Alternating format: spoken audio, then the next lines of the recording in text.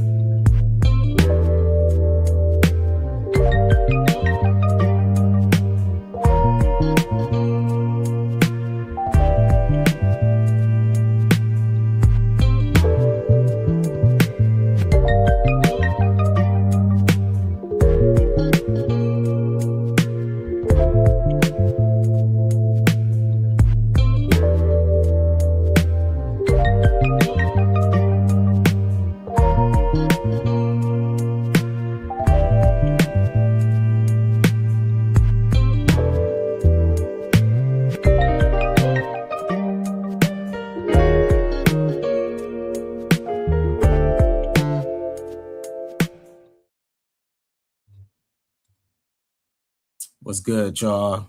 How you guys doing out there? Welcome back to another Elite Live Streams.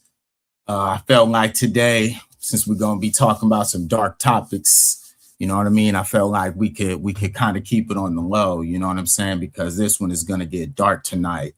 Obviously, there's been a lot of developments, man. A lot of people are talking about this, justifiably so. I think this has reached the mainstream. Obviously, now they're talking about that Elon Musk is asking about video evidence, and he wants to see the video that all these witnesses have now come out after the case has basically been, completed. Carmelo Anthony was sentenced to 35 years in prison. Obviously, a lot of people feel like that was a total unjust verdict. Justifiably so. I think now people are asking questions, you know what I'm saying? And as I just played, this young white fellow here is now getting threats on his life because of this specific video right here. Now, obviously, over here, we love to play a lot of conspiracies, and we like to put things together, and we like to smash on white supremacy.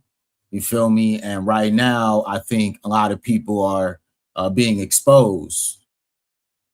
You know what I'm saying? Obviously, we just witnessed Charleston White do a full 180 to turn his back on the Anthony family. Very, very unfortunate move. You know what I'm saying? We witnessed something happen in real time. And it's kind of weird. I mean, y'all let me know, man. Like people's real lives are on the line right now, and people are using it for content. it feels weird.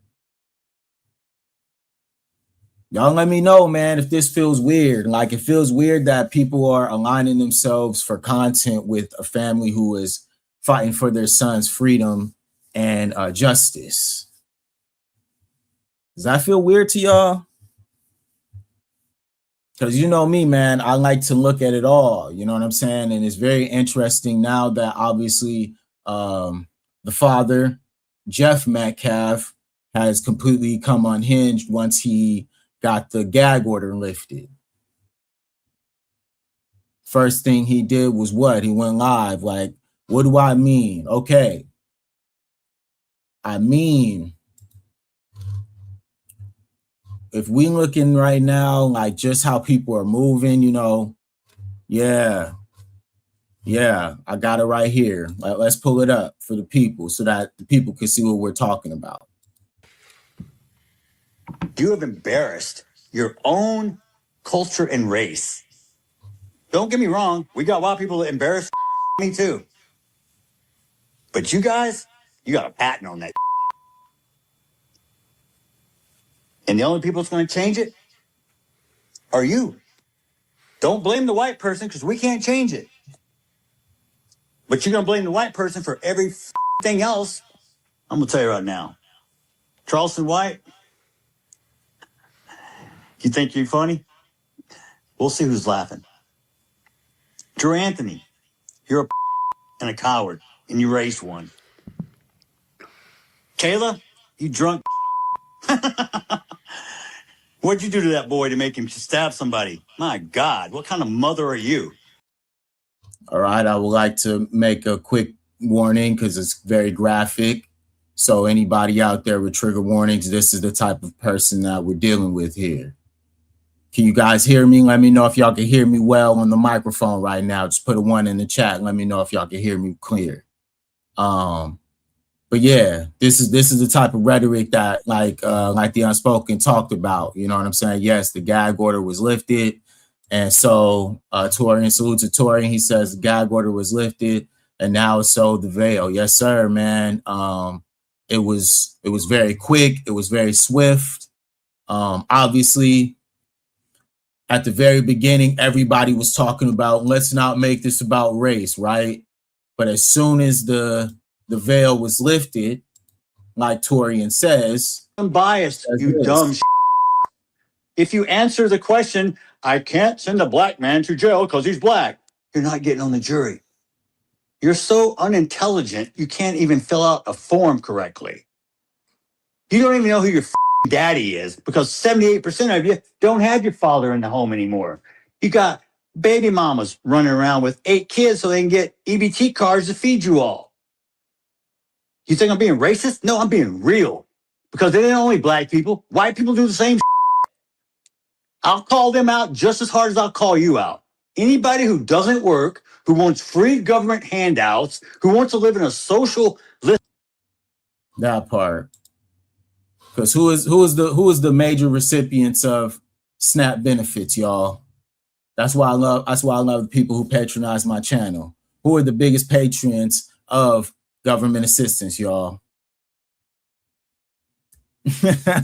Y'all let me know who's the biggest recipient. But like it says, every projection is a confession. And that's facts, man. His family is not intact, correct. He's coming from the broken side of things, man. Keep talking. We made you go viral intentionally. Yes, sir. You have now exposed yourself. And let's keep it real. A lot of people in this space have exposed themselves through this Carmelo Anthony case. And I think sometimes a lot of people forget that just because we're on the internet, that does not translate to real life. Like, you guys' opinions, whatever you guys are saying right now, these will be on the internet forever.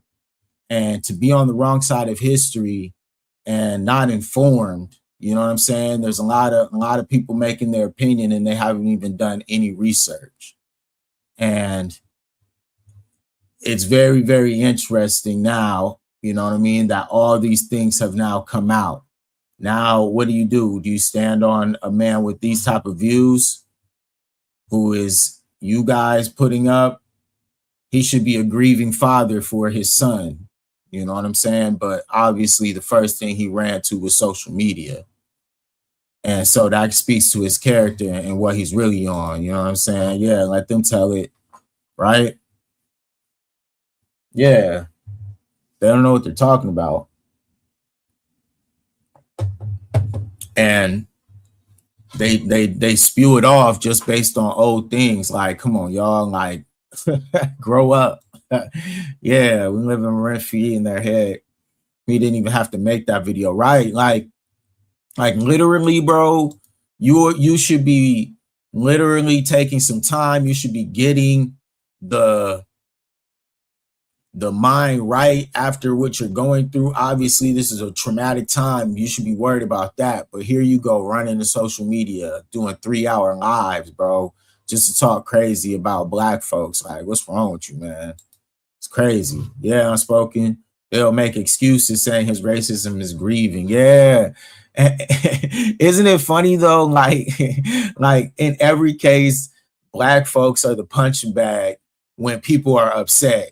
Like, they got to take their anger out on us. Like, what the fuck is that? Like, how is that any way to express yourself when you're on that type of time? Like, what are we doing? And so that's why it was important for me to look this up, because now, like I mentioned, like, you know, you got people like Charleston White who were getting next to the family, and now he's literally changed up and trying to, you know what I'm saying? I don't even know what Charleston's on, but it was despicable behavior. And it's wild to think that this is kind of like where we're at. Like, this is where we're at. Like, look at this, y'all. Society, move to Russia. And normally I don't normally attack people like this, but I have been cooped up and caged up in this anger. And this is something I'm trying to work on. I need to develop it and funnel it into a more constructive way. But tonight is the one time I'm going to allow myself, it's okay. Tonight I'm going to allow myself to say what I really want to say. Because most of the time I don't say what I want to say because it's not correct. Just because you think something doesn't mean you believe it. Doesn't make it right. Doesn't make it wrong. Doesn't make it a fact. So, Jeff, since it doesn't make it a fact, why are you saying it? What made you do that, bro? You could express your anger in so many other different ways, but then you want to go and make disparaging things about black people and the Carmelo Anthony's family. And, you know, mind you, this only helps his case for his appeal. I'm just keeping it real with y'all. Spoken says the truth is Jeff and his son Austin were not close, because if they were, he would not have said anything about black folks. He would be telling stories of them fishing and dad and son stuff. Facts. You know what I'm saying? Charleston, in my opinion, is a court jester and should not be taken seriously by anyone. Yeah, I think he has to be completely unfunded and completely left alone in the culture. I think at this point, like, there should be no debate about what he does and what he's on. And if anybody is moving with them, you have to look at them sideways, because at this point, it's just content to him. And like I mentioned, like, this is their life. Like, Carmelo Anthony's life is on the line right now. You know what I mean? He's in prison and they already convicted him for 35 years. And he's trying to appeal that. And he needs to make sure that anybody who is around him or attached to this case is a serious individual who is going to fight for his justice and his freedom, because he has an uphill battle in the area that he's in. Obviously, we already know about Frisco, Texas, you know what I'm saying? And the percentage of people that are density black there, you know what I'm saying? And so now, him being in there, yeah, they're gonna milk this, right? Facts, man. Yeah, until yes, because you know, a lot of people are trying to be on that side of the history where, you know, they think it's for the views. And like I mentioned, like, it's crazy sometimes where I'll see or hear things or you know, I think Tori, and I was watching your video, bro, about Amaro Fido, you know what I'm saying, and the other dude, I forget his name, but they were on some live stream and they were just saying very disparaging things about black folks, and obviously, you know, they live in those spaces. And yeah, Andre Williams, there you go. Yes, exactly, bro. You did a great video, man. And if y'all are in the chat, man, make sure you go over to Torian's channel and watch that video. It was a beautiful breakdown of it. But this is just like a mention of kind of the same talking points that Jeff Metcalf is speaking on right here.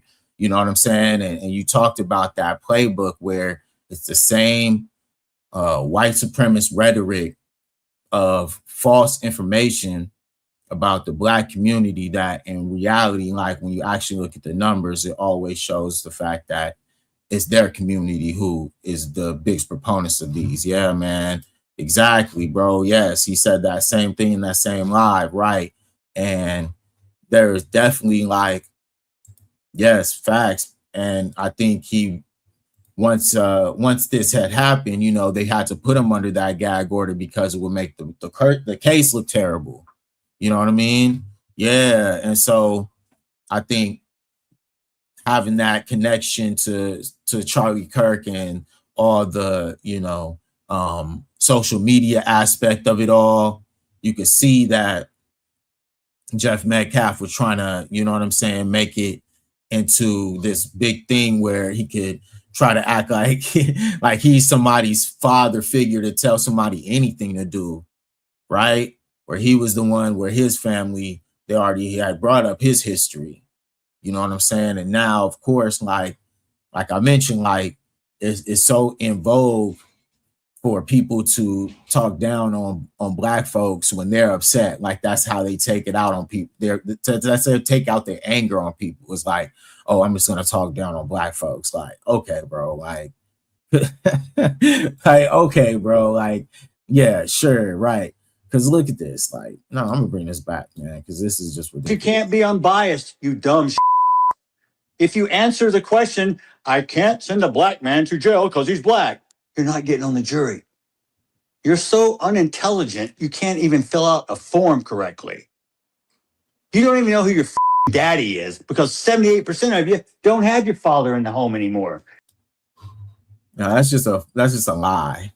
You feel me? That's just a lie. Like what? Like, like I told you, I came up in a very traditional, beautiful Black American family. Both of my parents are still married to this day. You know what I mean? Like all of the people around me, the families that I grew up in, are all married Black families. You know what I'm saying? And it's just, you know, I think it's an easy thing to say because they don't like to talk about the skeletons that are in their closet.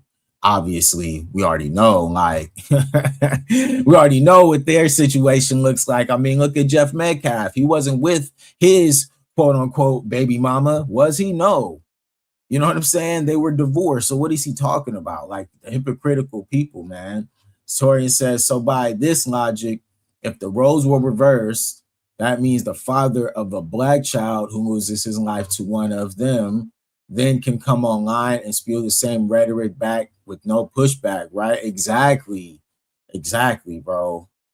But you already know these other type folks, they'll put a cape on for this. You know what I'm saying? Just because they already understand, like when we're looking at it from like a real perspective, like okay, like I said, like a lot of us would feel better if the case was actually done in a fair way. But at every turn, like this man mentioned, like the video I played at the very beginning, let me bring that video back up for y'all. But at the very beginning, because he's from Texas, all right, and he made a very good breakdown of it. So let me bring him back up and I'm gonna let him break it down. Chase Carmelo Anthony had been white, not only would he have not been convicted, there had never been charges. His name is Texas Schroeder. All right. And like I mentioned, this dude has been getting unalive threats because of this specific video. It went viral on TikTok. You know what I mean? Because he's a big, Texas heavy hitter out there. You know what I mean? He talks about a lot of these cases and stuff, and obviously it's very clear what happened. And at every turn, like I mentioned, now there's more and more of these witnesses who have come out, who have seen the video footage that they're not showing to the jurors. And then they're telling people that there was a different setup than what the actual jury had saw when they were looking at this case. So now the ball's starting to roll for Carmelo. And of course, they're going to feel some type of way about that. You know what I'm saying? Well, salute to Tori. He says, I guess the hit dog indeed did holler. Yeah, man. And like I said, it's reaching to the mainstream now to where Elon Musk is coming out here asking for the tape footage. Okay. Why does he want to see it all of a sudden when he was one of the main proponents to try to talk down on Carmelo? You feel me? So, Texas Paul, hope your coffee's as good as mine. Hell, I hope it's better. I really do. Whole thing was a goddamn tragedy, and it was started by the kid that died. But if Carmelo Anthony had been white and the other kid had been black, these same people that are calling Carmelo Anthony a murderer would be celebrating him all over social media. That's why they talk about Daniel Penny, right? Daniel Penny. Everybody brings him up because he administered lethal force to a man with mental health issues, right? And they considered him a hero, right? He's a hero for what he did, right? With lethal force. But Carmelo is considered a murderer? Like, come on, man. What are we talking about? Salute to Unspoken. She says the racist want to be so right when that video and all the witnesses says it was self-defense. Yes, and he also said that he was being surrounded, all right? There were people coming from different directions, all right? It wasn't just one person. So now that all these videos have the actual real account, now Elon Musk is saying, hold up, I want to see the video now. I want to see the video. Oh, now you want to see the video, dog? Nah, hold up. Free Carmelo, homie. What we talking about, man? Salute to Tori. He says they are scared that tape is going to go against the narrative they've been pushing for over a year. Yeah, and that's all I said. I just said, let's just wait for the facts. Like, I don't care about your, views. Let the facts come out and let's use every single video that they had. And then I heard once we got to move carefully here. But once them people got them phones from everybody who was a part of that track meet, we already knew there was going to be some compromising going on, man. And obviously, there are witnesses now who said that there was an alternate video that showed exactly in 4K. So now, all right, bet. Now we got something here, right? But the fact that they didn't show that initially, come on, man. We that's a mistrial, y'all. Come on. At least let them get a fair trial. That's a mistrial off top. Like, nah, we gotta hold up. We just at least gotta run that back because that already proves it off rip. If there was an alternate video that the people who were at the jury, they only saw one account of that. Come on, man. Get out of here, bro. Get out of here, y'all. What we talking about, man? Let me read these chats real quick because y'all going crazy in the chat. Salute to y'all. All right. Hold up. Yeah, man. All right. Yep. All right. So salute to Unspoken. She says he couldn't even say Austin's name. Yeah, man. Right. Exactly. Unspoken again is back in the chat. She says that's how irrelevant Austin is. Everyone is talking about Carmelo. Like I said, the lack of even saying Austin's name shows how important Carmelo is. Yeah. And the rumors, they can't get past that. They can't get past the accounts that Austin and his brother were a part of bullying. Okay. They had multiple fights that they were getting into. So this is documented. So a lot of that reputation is not going to leave you. And there's also the account from the track coach who already made it clear that they weren't even doing what they were supposed to on the track and field. All right. that they were about to get kicked off the track team because of their lack of performance. Okay, this is what happens sometimes. If you ain't living up to what you're supposed to be doing as an athlete, you get kicked off of teams. That's just facts, and especially in Texas where sports are religion. Okay, and if you ever play high level sports like I have, or people who have, you know what I'm saying, play sports when they grew up, you know what that is. You already know how hard it is to get on teams and make sure that you're a factor on a team. So the fact of the matter is, when the coach is already texting them saying, hey, you guys need to get your stuff together, you're not doing what you're supposed to. You got Carmelo, who's a captain of the track team, all right? He didn't even have to run because that was JV, all right? He was helping the junior varsity, all right? He runs varsity. It's not the same. If you understand sports, like I said, like, they're not even on the same level. Like, Carmelo's a varsity athlete, and that's just facts, okay? He was a captain of the football team and a captain on the track team and a 3.7 GPA student, all right? So we don't have to keep going back and forth about this. Y'all just mad because you can't look at Carmelo as just the stereotype, all right? Carmelo had a future, all right? He had a purpose for being there. His friend invited him underneath the tent. I don't know how that's so hard to understand, okay?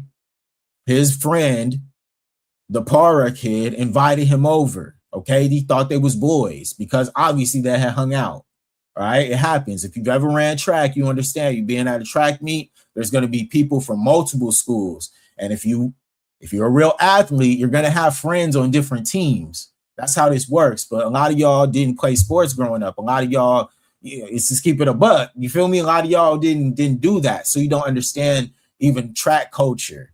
You know what I mean? And that's a part of it. That's why people are trying to be like, no, you can't be under the tent. It's like, how, bro? A lot of these people, they have multiple friends that play on different teams. And especially if you've ever been at an AAU level or you've grown up, you might have been on the same team at one point, going from Pop Warner all the way up to high school.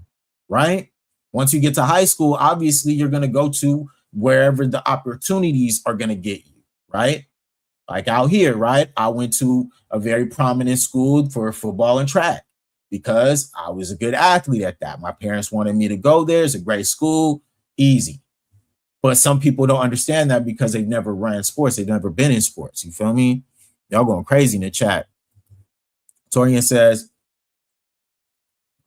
if the tape aligned with the sentencing and verdict, we would have seen that tape in 4K. Yeah, man, straight up. Because how many videos we be seeing right here on YouTube where they be having, you feel me, the body cam footage and everything is in, perfect condition. You can see it.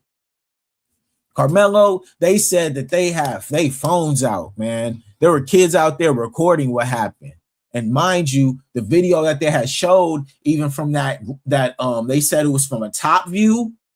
The lady says that the kids were coming at Carmelo, all right, in a downward position. Carmelo was still sitting down. Come on, man, what we talking about? Y'all going crazy in the chat. Salute to y'all. All right, salute to Unspoken. Yeah, man. Yeah, they don't get it, man. They're behind because, like I mentioned, if we're gonna really be if we're gonna use our logical minds, right? We're really gonna think, okay? If we're really just gonna take time to think, you could really see what the outcome was, right? Carmelo had already made it clear that his intent was not to harm him in a deadly manner, right? But it happens. Okay, boom, it happens, whatever. But now you guys are trying to set him up for 35. That's insane. No, we ain't going for that. Retrial. We need a new jury. We need to run that back because y'all playing games, man. That's not how we do it around here. You're supposed to be a fair trial. That's all we're looking for, man. The racists have come on my post saying I'm defending a murderer. LOL. They really feel like Carmelo intentionally unalived him, and it's low-key funny. Yeah, man, because like I mentioned, they have a very weird obsession with muddying Carmelo's name, right? Because Carmelo had such a good reputation, right? Carmelo was a good athlete. He was a good student, right? There were stories of him saving people in a pool when he was a young kid. You know what I'm saying? He had a good reputation up until this specific incident. So they want to do anything they can to muddy up his reputation by making it seem like this was intentional, when, like Unspoken said, we all know that this was not intentional.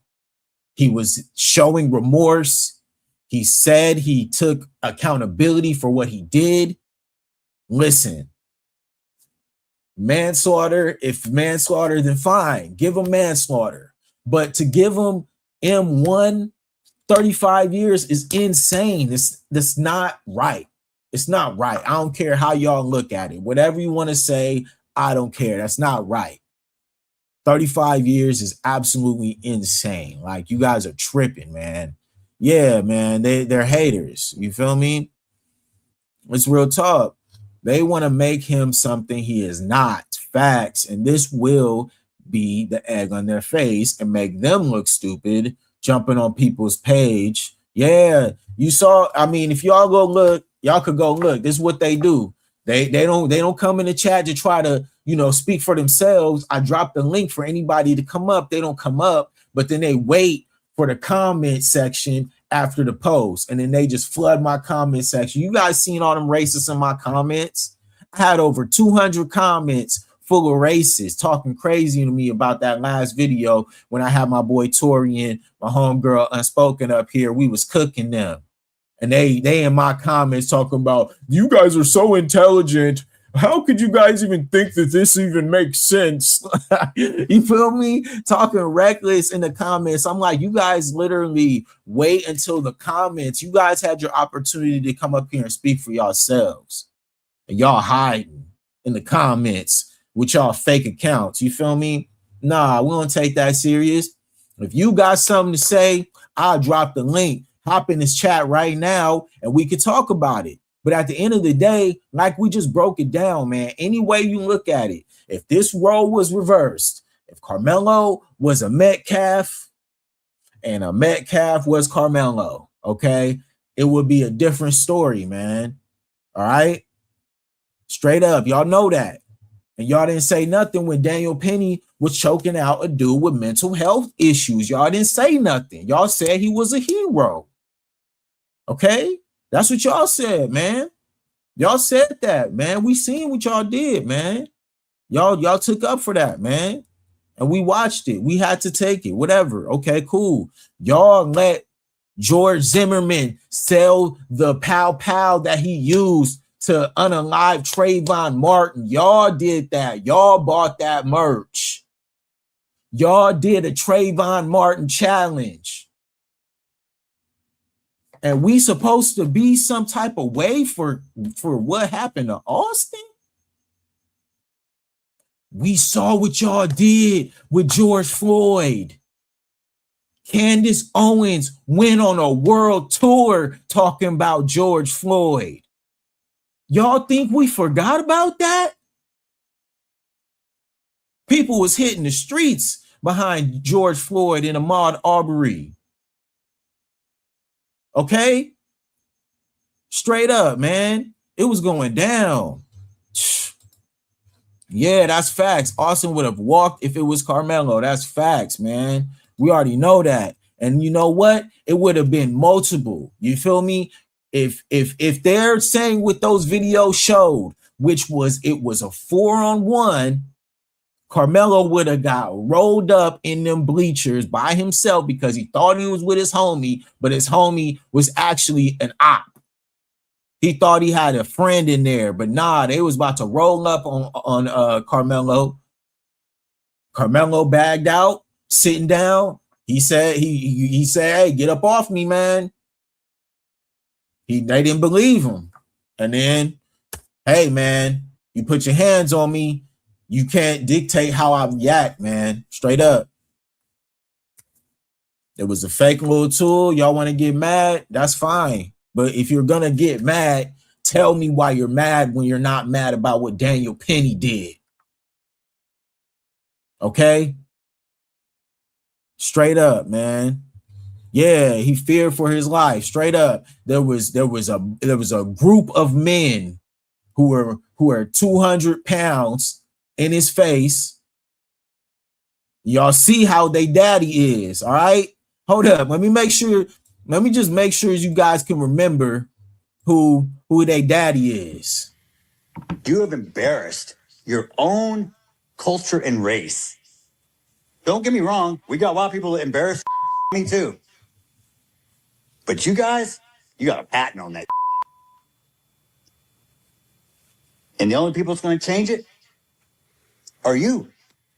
Don't blame the white person because we can't change it.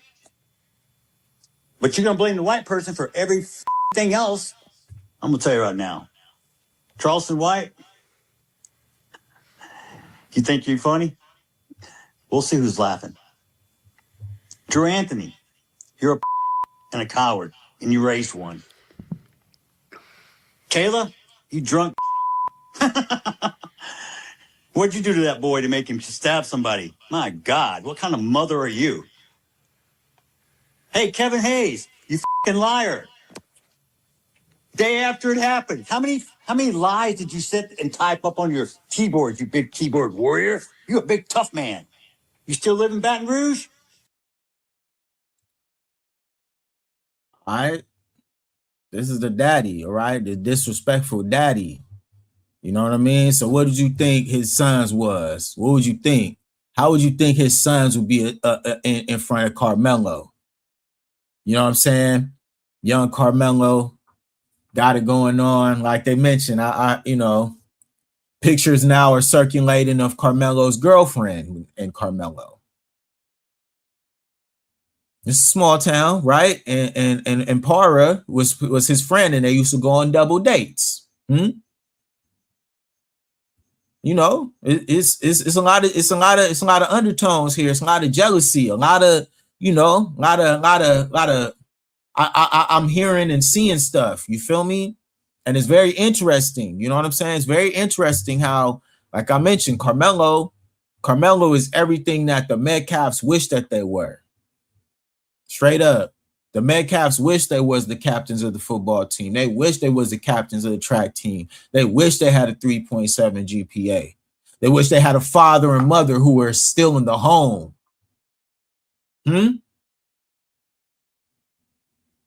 They wish their parents were still together, don't they? You know how kids get when people get divorced and all that, nah? Snake tongue, talking sideways, yeah, then trying to self-deprecate at the same time. Act he is not the snake he is. Yeah, man, it's always behind free speech, right?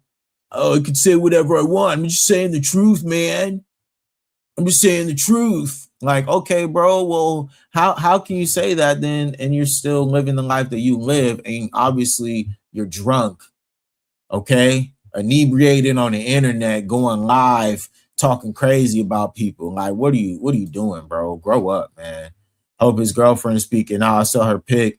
I'm seeing she ain't nothing. She was never really with him. Yeah, man. I think that's what we're looking at. You know, it's gonna get tricky out here because, like I said, yeah, all that details are starting to come out now. You know what I mean? I think the relationship between him and the Para kid really, I think, flipped the case on its head because they tried to put him on the stand and make it seem like they weren't friends. And the defense didn't hold him accountable enough to the lies and the pictures and the overwhelming evidence that showed that they were actually homies. You know what I'm saying? But I think this is a life lesson that, you know, unfortunately, Carmelo got to understand is like, you know, all your, you know, some of your friends really ain't your friends. You know what I mean? He had to learn the hard way, though. You know? Salute to Tori. He says, Carmelo may go scorch earth when he get out. Yeah, man. I think the young brother he's gonna be understanding of the system, and I think he definitely is gonna know a lot more about himself than I think anything could ever teach.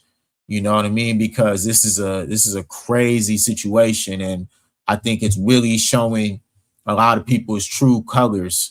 You know what I mean? A lot of people who are in these spaces Y'all be seeing them, man. You talked about them, Andre Williams and all these other cats, man, out here tap dancing and doing the most.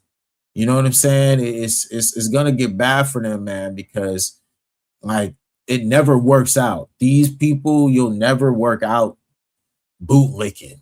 You feel me? It never works out for you. Like even in historical references, you guys will always be the first to be taken out because you can't be trusted on either side. You have no home, and nobody trusts a renegade. That might go over a lot of y'all head, but a lot you can't. Nobody trusts a renegade. Nobody.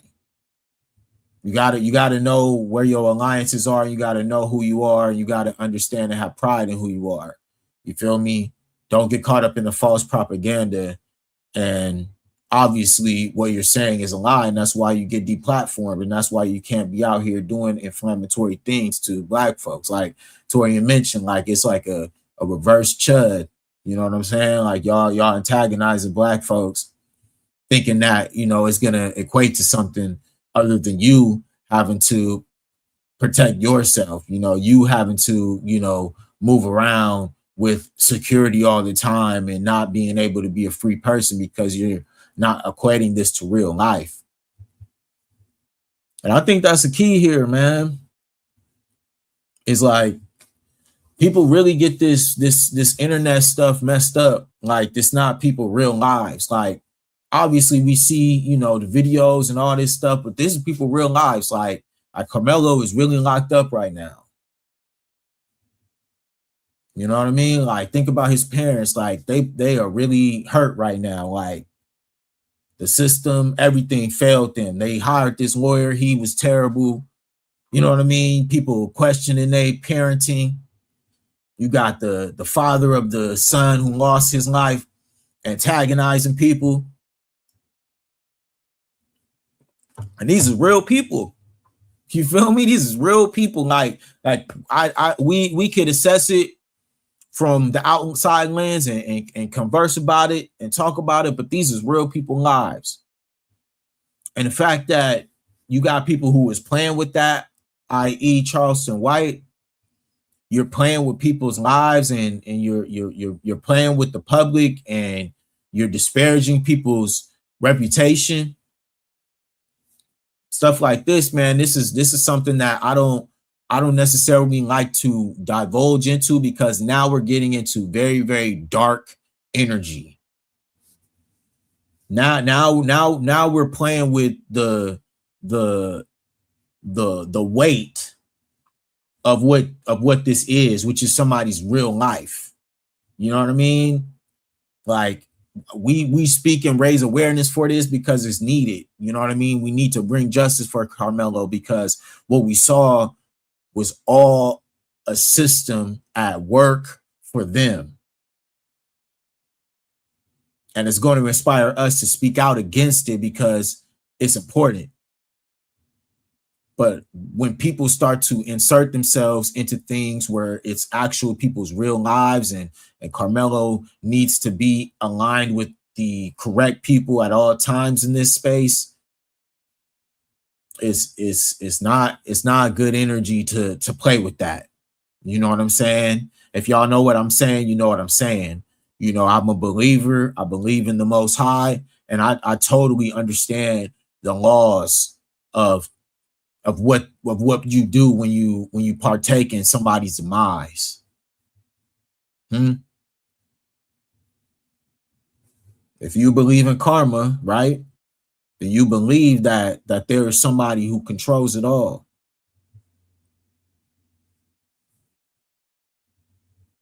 And I'm looking at this from the outside perspective, and I'm looking at people who are moving, how they're moving, and people are making opinions about this, and they don't even really know what happened. Yeah, I could bring some. I'm gonna drop the link right now. Actually, yeah, I didn't know if y'all wanted to come up tonight. If y'all want to come up, yeah, I'll drop the link right now. Let me do this real quick. Hold that. Let me drop the link. Yeah, if y'all want to come up, yeah, we could chop it up because I'm definitely seeing something going on. If y'all know what I'm saying. All right, there go the link right there. Yeah, there go the link. If anybody want to come up, feel free. You know what I'm saying? But yeah, I think I bet. I think I've really watched. Yeah, man. Salute to Devo. Yeah, a true one, man. I really do think that some people, like, I saw this interview from him, and I don't know how it came across my timeline, but it did. And he was talking, I think, to Say Cheese, and Say Cheese was asking him, is he a believer? And he said that he believes in money. Like, he don't believe in God no more. He just believes in money, and money is his God. So that was his words, right? And I found that to be a very interesting statement to say, but it definitely makes sense, you know? It definitely makes sense. Like, I really do understand sometimes, like, where it all comes from. I really do think this is all about money for him. This is all about getting paid. Hold on, let me bring you up and spoken. There we go. What up? You can take yourself off mute. What's good? What's good? Yeah, man. You know, I'm chilling in the crib. You know, I knew today that it was gonna be some dark energy, so I thought I'll go with the dark vibe tonight. But yeah, I just wanted to ask you, like, as far as, like, since everything has developed, right? I wanted to give it a couple of days right after the verdict, because we talked on the verdict day. So now I feel like this is all kind of new developments, right? So I wanted to ask you, with like all the new developments, right? With Jeff Metcalf coming out saying what he said, with Charleston White basically exposing himself, and you're also seeing now the Sambo content creators grifting. Like, what's your, like, vibe? What are you feeling from this right now? I'm feeling like the appeal's gonna work. And he's definitely going to, he's not going to be in prison for 35 years. I hear you. You know what I mean? Yeah. I also have like some strong feelings about his parents. You know what I'm saying? Because I feel like they're doing the best that they can, but I don't feel like mentally they have too much to offer. You know what I'm saying? And the more interviews I'm seeing with them, I'm realizing this. And I just feel like I wish that us as Black people would understand what we're individually not good at and seek out people who are good at that. So, for example, I'm looking at his parents in these interviews, things they really could have gone hard on, like, and I'm like, okay, if you know that you're not equipped for certain things, you need to reach out to the shooters. You need to reach out to Tamika Mallory, my son. You need to get some Chicago is in there. You need to get some LA mouthpieces, some New York hitters. Like, we all have each other in different states because we're all equally powerful in different ways, FBA. And I really wish we would understand that, right? And some of our folks in the South, they fear white people so much. And I see that in his parents. You know, I just got to be honest. And I'm just like, but you don't have to go it alone, Anthony's. Y'all could have called on the hitters.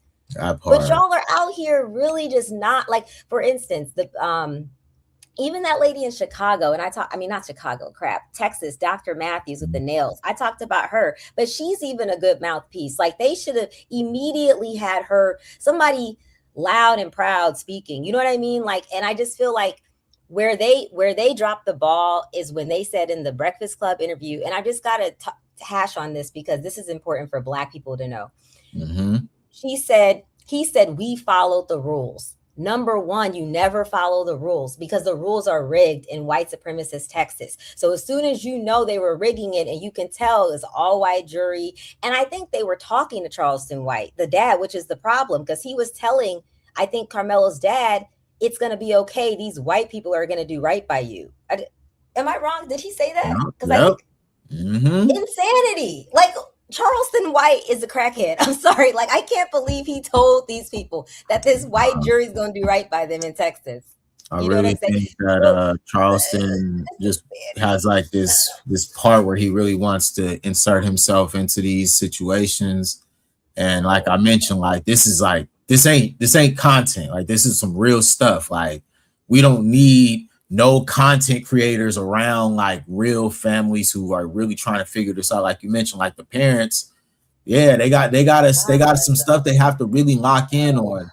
And we don't need people distracting like Charleston White doing what he does, which is just to distract and destroy, in my opinion. And so here's my point, because I don't want people to feel like I'm like talking about them in a negative way, but I'm being honest as a Black person, especially from LA, and you know how we get, and I lived in New York before, just like I'm so used to turn up Black folks. I'm not used to docile, submissive, follow the rule Black people. And so when I hear a Black person say we just follow the rules, that's number one problem. You don't follow the rules because the rules are I'm white and I say so. So you don't follow those rules, guys. And this is what they did. The judge put a gag order, and the Metcalf family had a white female talking piece doing all their dirty work for them online. Mm-hmm. Meanwhile, the Anthonys had nobody. So how come we just found out later that this kid saved people? Carmelo saved people. How come we're finding this out later? Like they should have went.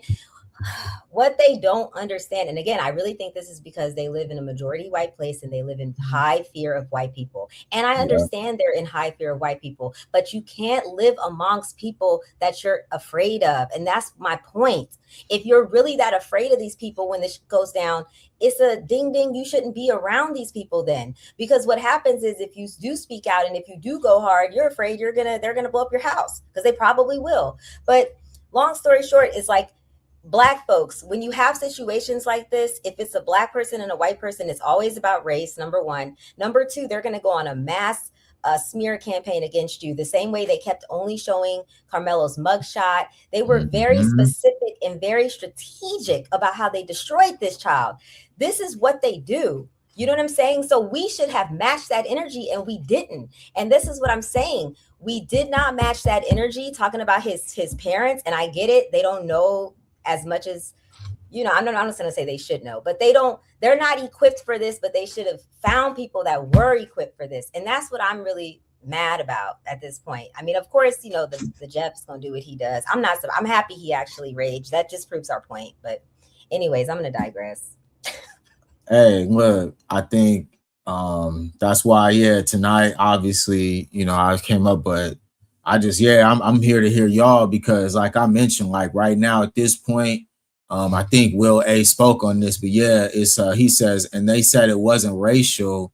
Then from that rant from the father of the Metcalf kid, and now it's definitely sold on that it was a racial factor. And that's facts. Everybody remembers that in the very beginning, the father came out, said this wasn't about race. And the first thing he does when that gag order is lifted is goes on a completely racial rant. Like, you can't make this up, y'all. Like honestly, like I'm not trying to make fun of this or whatever, but this is just like a real thing. Like it almost doesn't seem real, right? Because it's like, these are people's real lives. But the first thing this dude does is talk about black men ain't got no fathers, to a kid who had his, and you're actually not in your kid's life though. Hold up. Yeah, whoever else want to go. Lynn, what's up, man? How you doing, man? I'm sorry. Hey, you did that. You said that last part. You said that last part. Comparing the father situations of both of the boys in this situation. And one thing that I want to focus on immediately is the fact that Carmelo is a boy. He is a boy. He is a child. And, I know a lot of people are going to come out here and they're going to try to adultify him like they do with all black kids and, all this other stuff. But like, it's crazy seeing that. Can I say coon? I said it last time. I know you don't do cursing on your channel. I know that's not cursing. I know that's not cursing. Yeah, I don't think that's a bad one. Yeah, to see what you call it. I think there was this black guy who was a coon. He looked like he was from outside of the country, to be quite honest with you. And And he did also look like he might have been a little slow. And I think that might be why they were able to use him to do what he, they had him out here doing, which was he was speaking in favor of, was speaking against the Carmelo Anthony case in favor of Jake Lang, the guy who's tied up with that whole Chud, the builder situation. And he went over there. I think he actually went up to the court and threatened Carmelo Anthony, I think. And that's why he's in jail presently for the second time. So first he was in jail because of the other case with Chud. Now he's in jail because of this case with Carmelo. So he said that they should lynch him. That's what he said, Jared Lang. That's what he said. That's what the threat was. See, this is what I'm saying. I haven't really been able to keep up with this because I've been super busy and I have a whole bunch of due dates for tomorrow and today. But what you call it? It's just ridiculous to me. Like, I mean, I really concur. No, I agree 100% with what you said about the parents unspoken. I don't. I know you didn't say anything negative about them in particular. You were just upset and you expressed that. And I feel the same way because at the end of the day, it's exactly like what you said. You have to know what you're good at. You got to know who needs to be in certain positions. When I was going through at my university, my former university, I had a local NAACP come in and represent me at one of my hearings. So, this is the kind of Adolphus Pruitt. So this is the kind of stuff that you need to be doing. You need to be getting people who are meant to work in those fields because he found a whole bunch of things in that case I wouldn't even thought about, So he was like, wait, but you all are saying this, that, and the third. That's what we need. When I saw that Black woman get up there, I don't know her name, Dr. What's her name, with the cowboy hat? You know who I'm talking about? Oh, Matthews. Yeah, I think Matthews, yeah. Oh my goodness. The woman who pulled out the briefcase and she started talking about the sexual charges. The sexual charges. She having the belt of justice on their ass. She bringing that belt.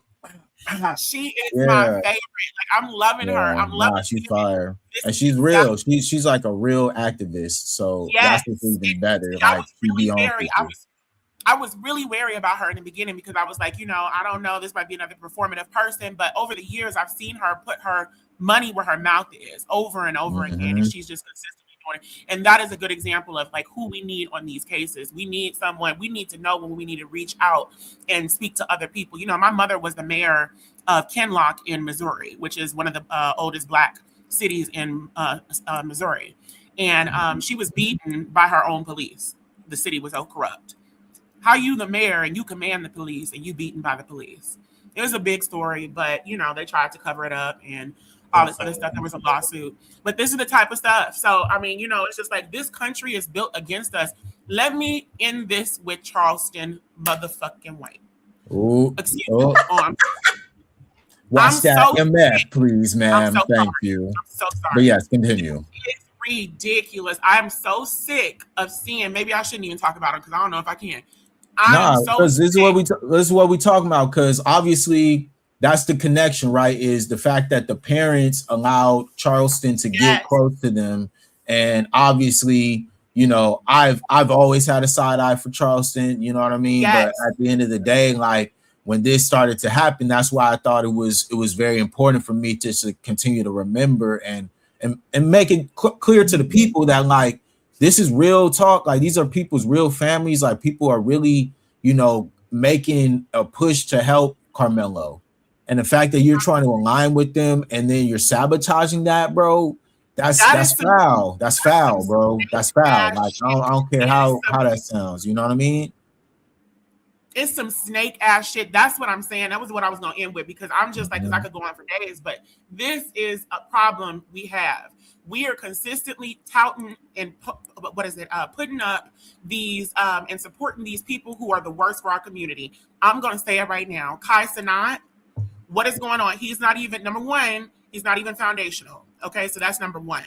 And a lot of the time they will, and the problem that we have with this is that if you're on board with our rights, if you're not coming to this country to usurp and supplant us, then that's not a problem. We have no problem. We came up with, people always want to talk about this anti-African, we're so anti-African. Baby, we made entire holidays rooted in Africanness. What are you talking about? What are you talking about? We made entire holidays as foundational Black Americans that don't come from Africa. The holidays that what was it, Kwanzaa? That doesn't come from Africa. That was something that we made. Right. So, these are things that we're doing to acknowledge our history. My aunt, like I said, I'm foundational Black American through and through. My aunt, who is the same, she ran Mabili Watoto, which is Swahili for the name of the school that she ran. And she taught me, and she taught so many other people in conjunction with the Demetrius Johnson Foundation. She was really close with him before he passed recently for decades. And she taught Black history through her programs and through her school and all this other stuff. And she was one of the first experiences I had to really get in tune with our history and to know these things and to know about our connections to Africa. So I hate when people say that we're so anti-African, we're pro-African, and we made it so that y'all could even come here. But my problem is we have a lot of these people who we're touting, who we're looking up to, who are not the people we should be looking up to. People like you, Brandon. We're anti-tether. You know what I'm saying? That's what it is. Like we just, I have nothing. I have no problem. Like I always have my homeboy Derek up here. He's one of my best friends. We grew up together. He's Nigerian. You feel me? We talk about this all the time, and he's not sensitive. And that's the point. Is like there's a lot of sensitivity going around here on these internet streets. It's unfortunate, obviously, because if you're putting yourself out here on the public space, don't get mad when people respond. That's all it is. Most of the time when we see this is always just us responding. Like you say something about Black Americans, we respond. Now y'all all mad. You know what I mean? Like, for instance, tomorrow I'm going to go live and we're going to talk about this Asian blackout. Okay. Not a boycott, a blackout. And I got some numbers that we're going to talk about when it comes to just the economic power that just Black Americans hold when we look at it from a financial standpoint, and that shift of wealth that will be put back into our community just from us investing in one another. All right. We're going to go in tomorrow about that. We're going to do some numbers on that, because obviously that's a part of this, is the fact that we seeing all these things are starting to connect. More of this anti-Black rhetoric that's starting to permeate within the culture.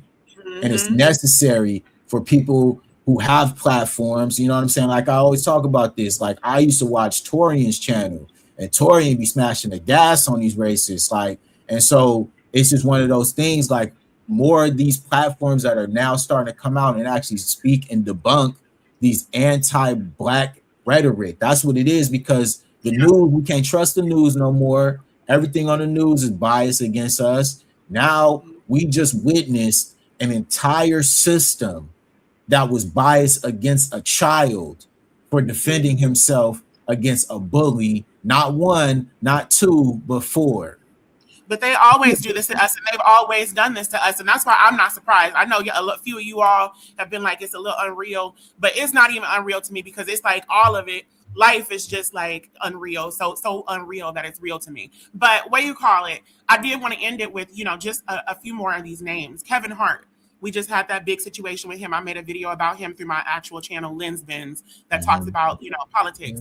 This Kevin Hart, Charleston White, Kai Sanat, all these different people who we're touting and we're putting up here, and then we end up surprised. Ooh, what's his name? Just a day ago, he just cooned and buffooned again on the ESPN channel. What's his name? A. Smith. Oh, I thought you said Loghorn, Foghorn. Look, this man is consistently cooning and buffooning, and he has the audacity to talk about other people. It's ridiculous. And he sat here and completely talked all this shit about Carmelo, adultified him. He's a Black man, and he's going to sit here and adultify a Black boy and make him out and put him up against a white boy. So Metcalf can be a boy, and he has to be what? A grown man? So it's just like people like this, we keep having these people in these positions of power. And I know white people want them in those places, so it makes it easier for them to get there. But it's also us giving them these spaces. And it's not just Black people we give it to. Vlad TV, all this other stuff. We're doing too much. I'm going to end it there because I could go on for days. No, I think that's really good. I think that the Coons, they're going to dismantle them soon. And everybody who loves Candace Owens, just think about this. Candace Owens has said nothing about Carmelo Anthony. And if this was one of her biracial sons that was railroaded, she'd be having a lot to say. Okay, but she thinks that her biracial son's going to live a white life because she's got money and she tap dances and sells out to white people. So she thinks she's always going to be good with white people, but she doesn't know what's coming down the pike for herself. Okay, and all these like what else? The thing that the UFC fighter just said about Michelle Obama, she's not going to say anything about that. She has not ever said that Michelle Obama's a man because she knows that's not true. But she's not going to come out against what the UFC fighter said because it goes against white supremacy, which is what she stands for, which is what pays her bills.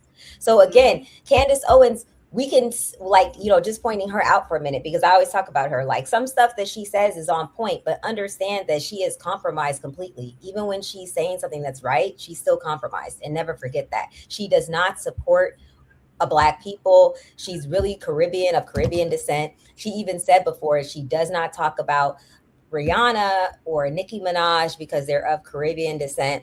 So she's just a complete sellout. So just remember that with everything that she says. And all these people, they're going to be dismantled because really white supremacists hate them more than they hate the Malcolm X type.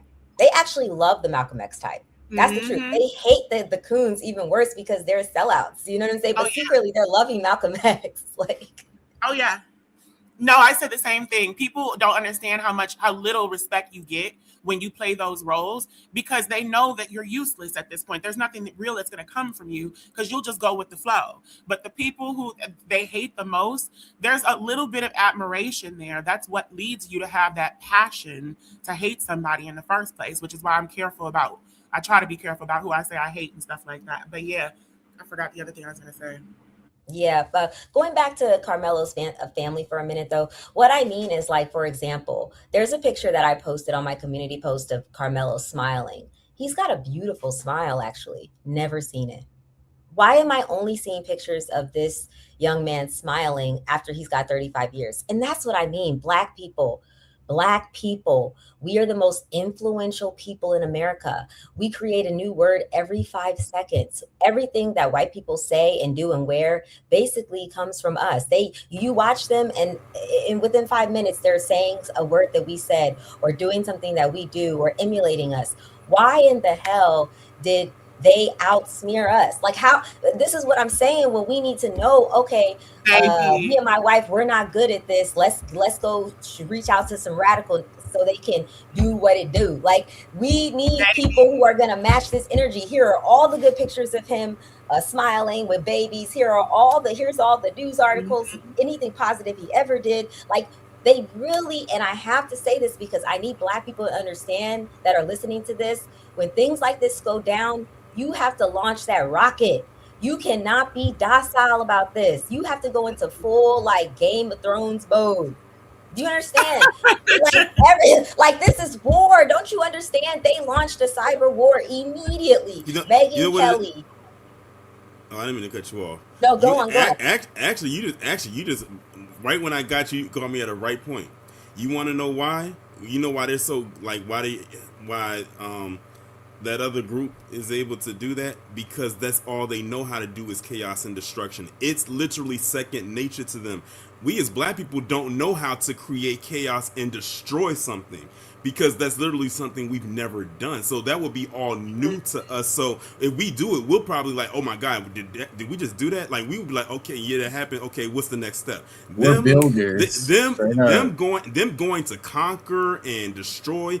That is literally like them putting their underwear, well, for those of them who do, put their underwear on one leg at a time. So that's why it's easy for them. It's like, it's nothing. That's why whenever we bring up about when they always like to bring up Black on Black crime, like they always like to bring that up, and we always come back at them and say, well, y'all the ones that took over whole nations, y'all pillaged, y'all destroyed, and they'd be like, yeah, but Black on Black crime. Like, see how easy they're able to brush that over? They can easily brush that over, because war and destruction and chaos is literally second nature to them. They've been doing this for hundreds of years. When you want to know what quote unquote white culture is, there it is, and then some.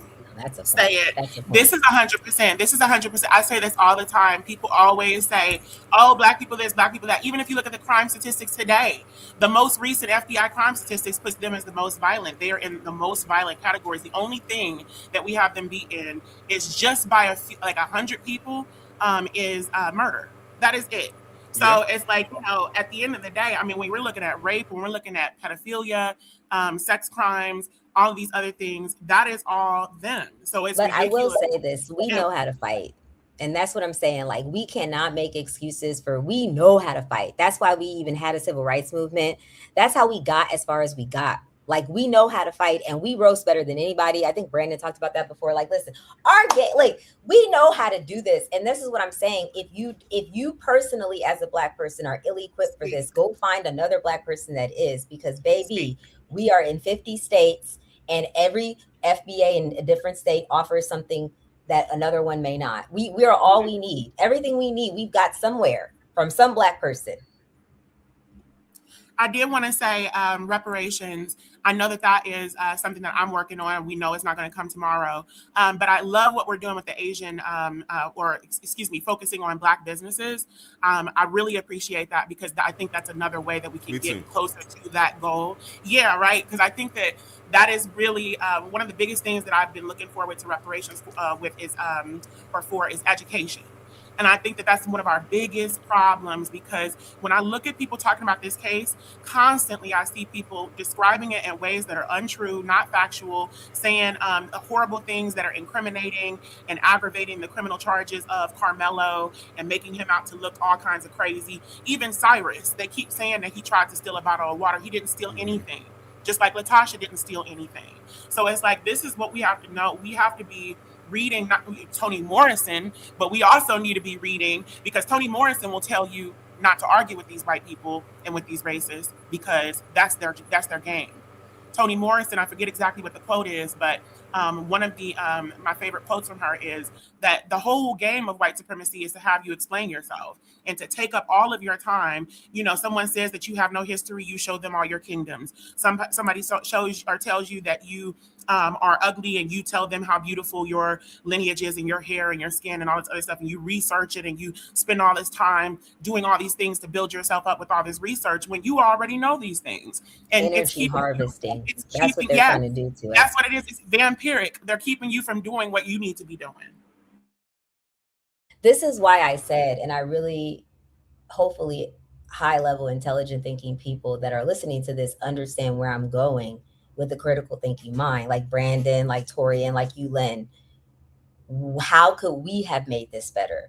And that's why I'm talking to the parents. So if they hear this, understand, again, how could we, like I said, why am I just now seeing a picture of him smiling? Like, come on, y'all. You should have already known they were going to judicially lynch your child. It's Texas. That's the reason why we have Juneteenth. We have Juneteenth. Slavery ended in 1863. Slavery didn't end in Texas till 1865. They had to literally bring 9,000 soldiers, Union soldiers down there, many of them black, because Texas whites would not let their blacks, they would not free their slaves. This is Texas we're dealing with. So this is what I'm saying. You need to know your enemy. Like, stop acting like we don't know that when they're fixing to rig the game. And Brandon, I sent you an email of a guy, he looks Cajun, but he was talking about he knows a lot of the dirt from on that judge, and that he's getting ready to expose them. Yeah, I definitely as well. I follow obviously like a couple of different channels, and there's a few of those really like interesting crime channels, like true crime and stuff like that. And I saw a lot of the rumors, like you said, like multiple people who could corroborate the fact that there was a lot of connections behind the scenes that would essentially really, really look good for Carmelo, you know what I'm saying? At least help him get a much fairer trial than obviously what we just witnessed here, in the last couple of weeks. But I think it's been very interesting to kind of see, like I mentioned, how many people have not only had something to say, but in the vitriol that they've given, like I told you, was it you who was talking about Jamel Hill? Oh yes, today. Yeah, man. When I tell you she made me so upset, bro. Like I don't know what it is, man, but like you mentioned, it was maybe because the way that she came through the sports sector for a lot of us who watch sports is like, all right, like she seemed cool. And then the fact that she did the change up and then now just to be bug dancing the way that she is, bro, is it's Oh insane, yeah, bro. they What she do cooked this her in her time? comments. What she do this time? She Aleatorian. basically like did made a video and she put it up. I guess it looked like it was probably from like a video or maybe a live stream she did, and she was speaking about the Carmelo Anthony case. Basically, to summarize that, she tried to do the whole turn the other cheek type of thing here, and I'm like, that is not the time nor the place to give that type of so-called advice, especially coming from her, because I will never forget how a few years ago the Root, or as Professor Black Truth calls it, the Rot, put out this article where they were saying black men were the white men of the black community, and she reposted it or retweeted it on her Twitter account, basically in agreement with it. And I'll never forget when she did that. Mm-mm. Yeah, no, I think I might have seen the first few minutes of that recent episode about Carmelo, and I didn't like the way that she was talking in the beginning. It seemed like she was going too light, and not even 2 minutes into it, I just said, I can't do this right now. Yeah, I was the same way. Yeah, I think a lot of us obviously were caught off guard. And then, like I mentioned, like within clockwork, as soon as they lifted you know, that pass for him not having to be able to say how he really felt, Oh yeah, bro, he wasted no time. they And said I that think, live was actually like hours long. yeah, they said They said it it's was at a least very three long hours, Hours, live. 3 hours. 3 hour live, bro, of him saying disparaging things. Like he mentioned, like he said he felt good. He said, I owe it to myself. Like what? Like this is how they think, bro. Like I've never been that upset with white folks, bro, to where it was like when I'm upset, I feel entitled to say terrible fake lies about them, and it makes me feel good, bro. Watermelon felon, he said. Right. Like, And he yeah, Yeah, but you felt trying to and he tell us felt that you ain't racist. You that didn't part. become super racist that quick after the trial, after the gag order was lifted. You didn't that's always been within you. Yeah, exactly. And the fact that you got some idiots out here that think that this is just how he started to feel. Are you serious? bro. I got a bridge in San Francisco to sell you for free if you Bro, believe and that's then how he actually just now started feeling like yeah, that. and this black fatigue stuff, bro. I swear, Mm-hmm. bro. Like these people exhaust me, bro. Like That's I what black have fatigue it. I is. have fatigue from these people, bro. Because That's it's literally what it insane how they is. try to talk about black fatigue. Yeah, I believe in it. Like, bro, you don't even know where that comes from, Hello. They You don't even used it hang around correctly. black people. That's the crazy part. They don't even some bro. don't even know one black person, except maybe the person Literally. that also maybe you know what they do. It's the one that probably cleans their house. I was just gonna say, or it's a Sambo, one of the two. It Right. really is. It's the one that they pat on the head like a dog. Okay, Exactly. whether that's literally or figuratively, because y'all know how white boys play. If you don't set a standard and a certain stature with them, they'll try to, little bro you, put their arm around you, all that other stuff, bro. Like, don't play with me like that, dog. Don't touch me. Like, nah, bro. They be on that. Probably didn't even bathe that day. You gonna put That your part, nasty, man. So, clammy hands on me. bro, that's why they put their hands on Carmelo. They think that that's cool. That's okay. Or I could, get up out of here, bro. And Carmelo said, nah, bro, not today. Not today, bro. Sorry.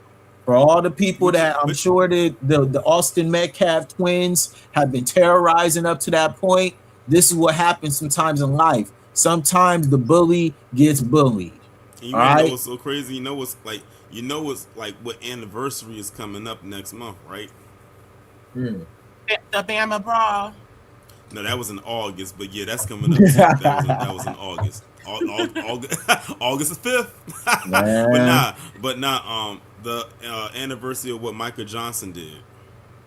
Mm. The one down Yeah. there in Texas. Yeah, I remember that. Let me put that up. He had that Texas police department shook. And the I fact remember of the that. matter, That's what you were talking about. and the Yeah, fact he of the was. matter is that happened during a protest. So it's like that was like the perfect move for him to actually do what he did in the midst of all of that going on. So it's like they was scrambling for him. And you know what's so crazy? They had to use a robotic bomb to take him out. Something I had never heard of before. OJ Wasn't that the dude anniversary. who was like ambushing the whole precinct or the whole force, and he was like hiding behind pillars and taking people Nah, out? he was doing his thing. Oh yeah, he was going. Oh yeah, because he had a military background, so he knew how to maneuver and do all. Yeah, this. he was military trained, and he was not mess. But I mean, that was the same thing. You know, we've seen multiple accounts, which is like you mentioned, like they go right under the radar. But yeah, he did his thing. No, this Charleston situation is really upsetting me though, because I don't. I mean, on one hand, I'm like, okay, why did the parents even believe that this man? Yeah, that was kind of weird to me.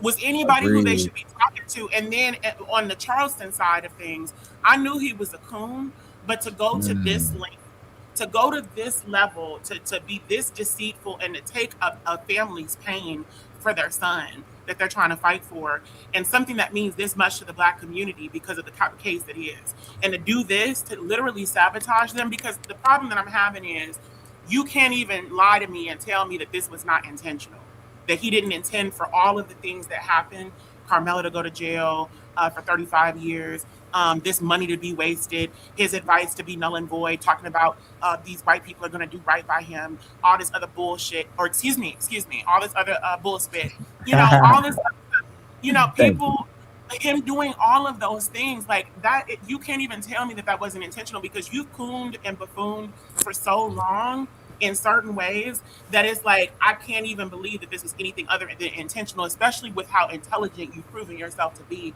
over the years, with the ways that you get Black people in trouble and the ways that you do things, you know? Yeah, I agree. I think obviously your reputation precedes you. And that's as well, you know, certain messaging that I'm always trying to use on my channel, because obviously, you know, I have fun, you know, we come on the internet, we expose what we got to expose, and we use our media to raise awareness and put a light on things that a lot of people ain't talking about. But it's like once certain people have gotten on these platforms and they start getting money and they start being attached to more of those darker energies and trying to make sure their name stays relevant and the clout that comes behind that. Like I told y'all, I seen multiple videos where Charleston White talks about that money is his God and he has no morals. So yeah, y'all right. The parents should have done that.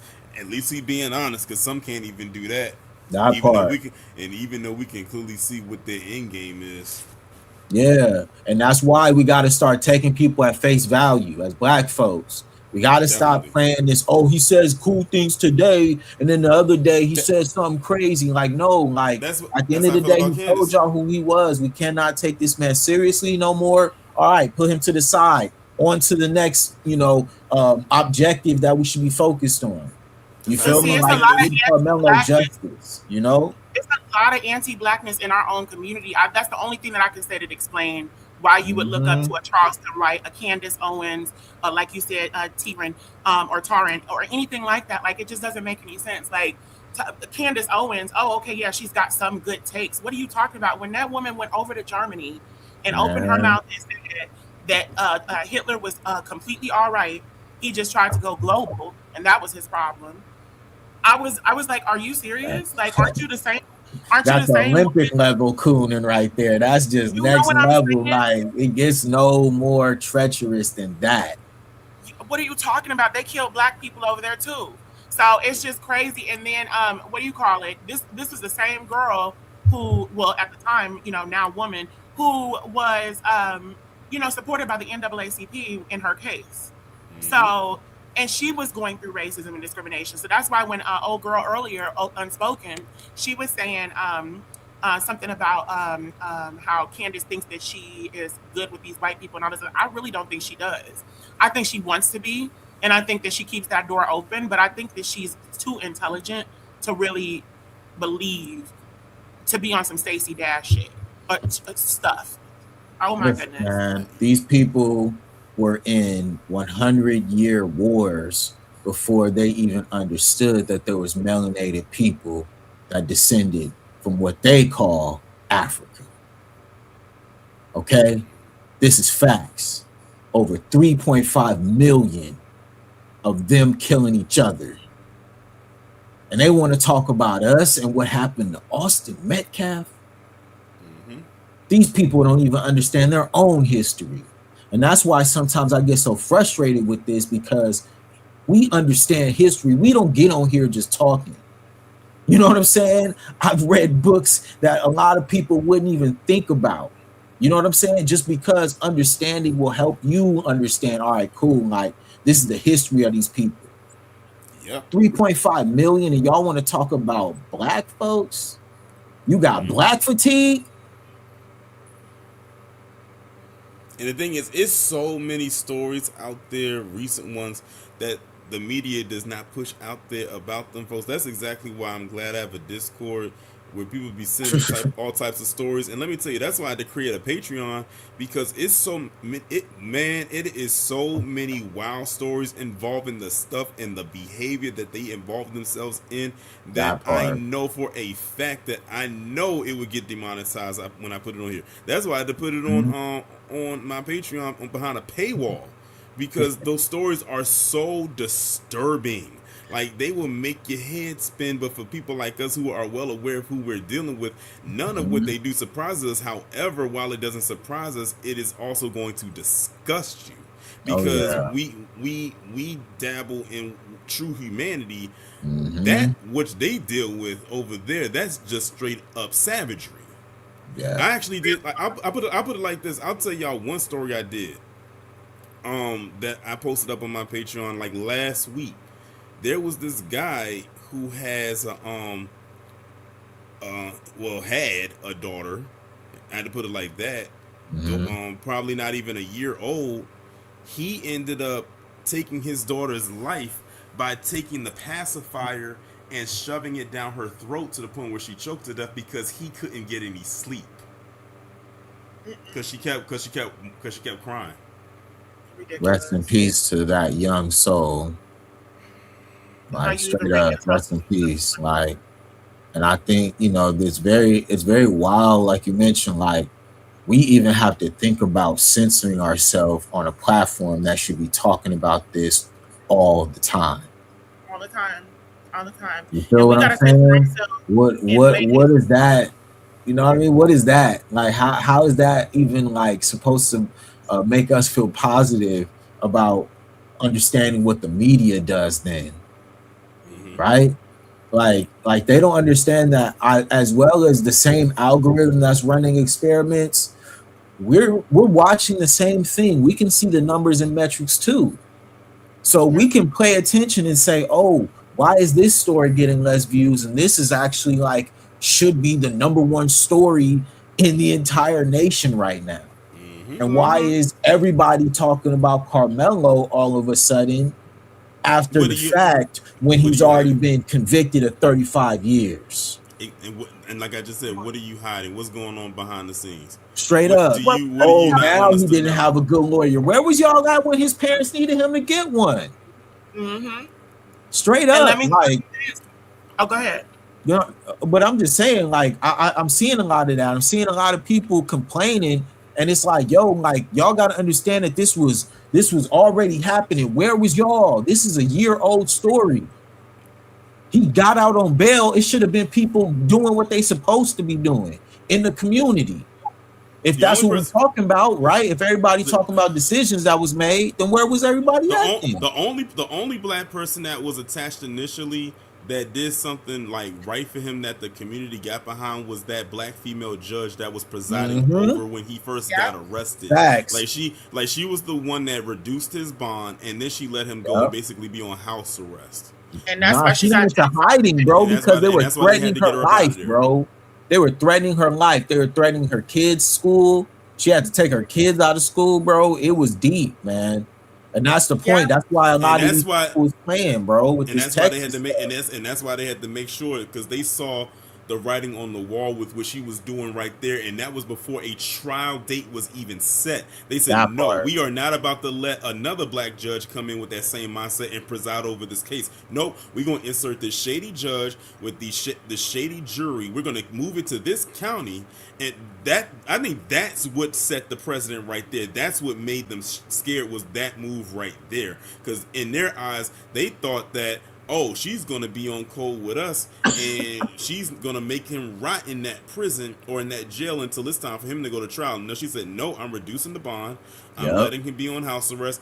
And then what made them even more mad, when they kept hearing stories about him graduating from high school. Why are they letting this killer graduate from high school? And then him getting accepted into college. Why is this school accepting him into college and he's getting all these scholarships? I mean, they were so, I remember the hit pieces and everything people were saying online when all of that was happening last year.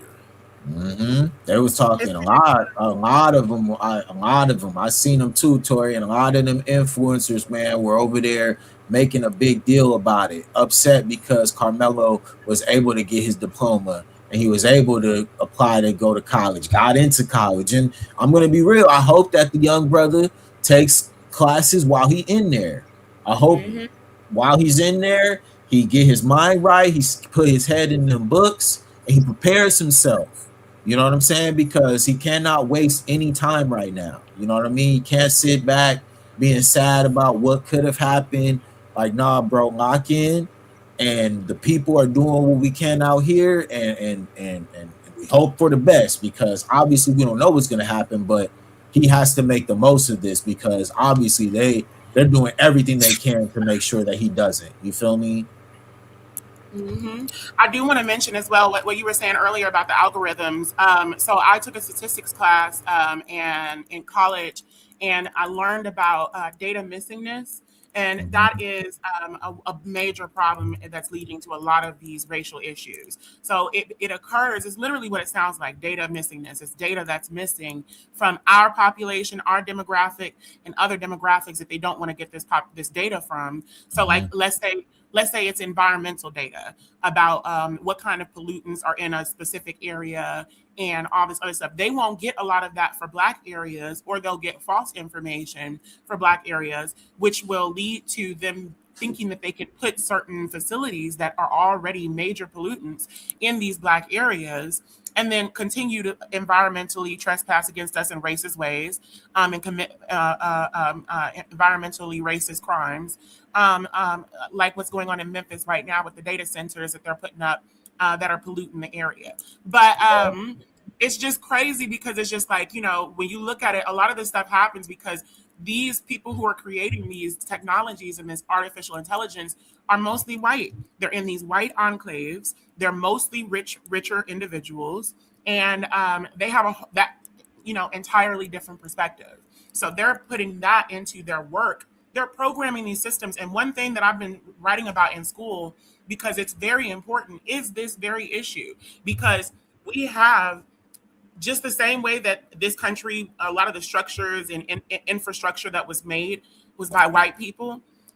This is the same thing that's happening with artificial intelligence and with the internet and all of these advances, the advent of AI, except the difference is that this entire platform is created by them. The entire virtual world is literally being run and created by them. And we're going to a virtual world almost completely, if not completely. So that's a problem, because whereas on Earth, we have certain natural things that happen in nature. They can't always control when a tornado hits or where it hits, or, who's affected by this and that. There are a lot of things. And then we also are connected with the land. If you believe in certain spiritual things and ancestors, there are a lot of things that we can do to mitigate a lot of stuff that happens on Earth. But virtually, we don't have that. So I don't want to just leave us with, oh, I'm complaining about this. I want to wrap it up by saying, we need to be getting more Black people, especially with this AI. Use it to your advantage. Learn coding. Learn how to code. Learn how to make your own video games. Learn how to do something fun. Learn how to make your own. I'm making a platform right now called NewTube, and it is basically going to be a platform for people to be able to, upload their content. And it's not going to be built on these bad algorithms that feed you the worst stuff all the time, like, other platforms. It's going to be based on that. So, we need to be doing things like that so that we can get our infrastructure in certain places, and so that we can have people who know about these things so that they can combat these and speak in these rooms and combat a lot of this institutional and virtual racism. Because if we don't have people in the room who are speaking on our behalf, then this whole world is going to be built and we're just going to be put in it. Yeah, I think right now that's important, right? Because we're talking about not only just what we're going through at Carmelo, but obviously what happened with Rick Choi. And obviously with Rick Choi, that sparks all of the data that you had experienced in the past when you're going through things with Latasha Harlins and what happened to her right here in LA.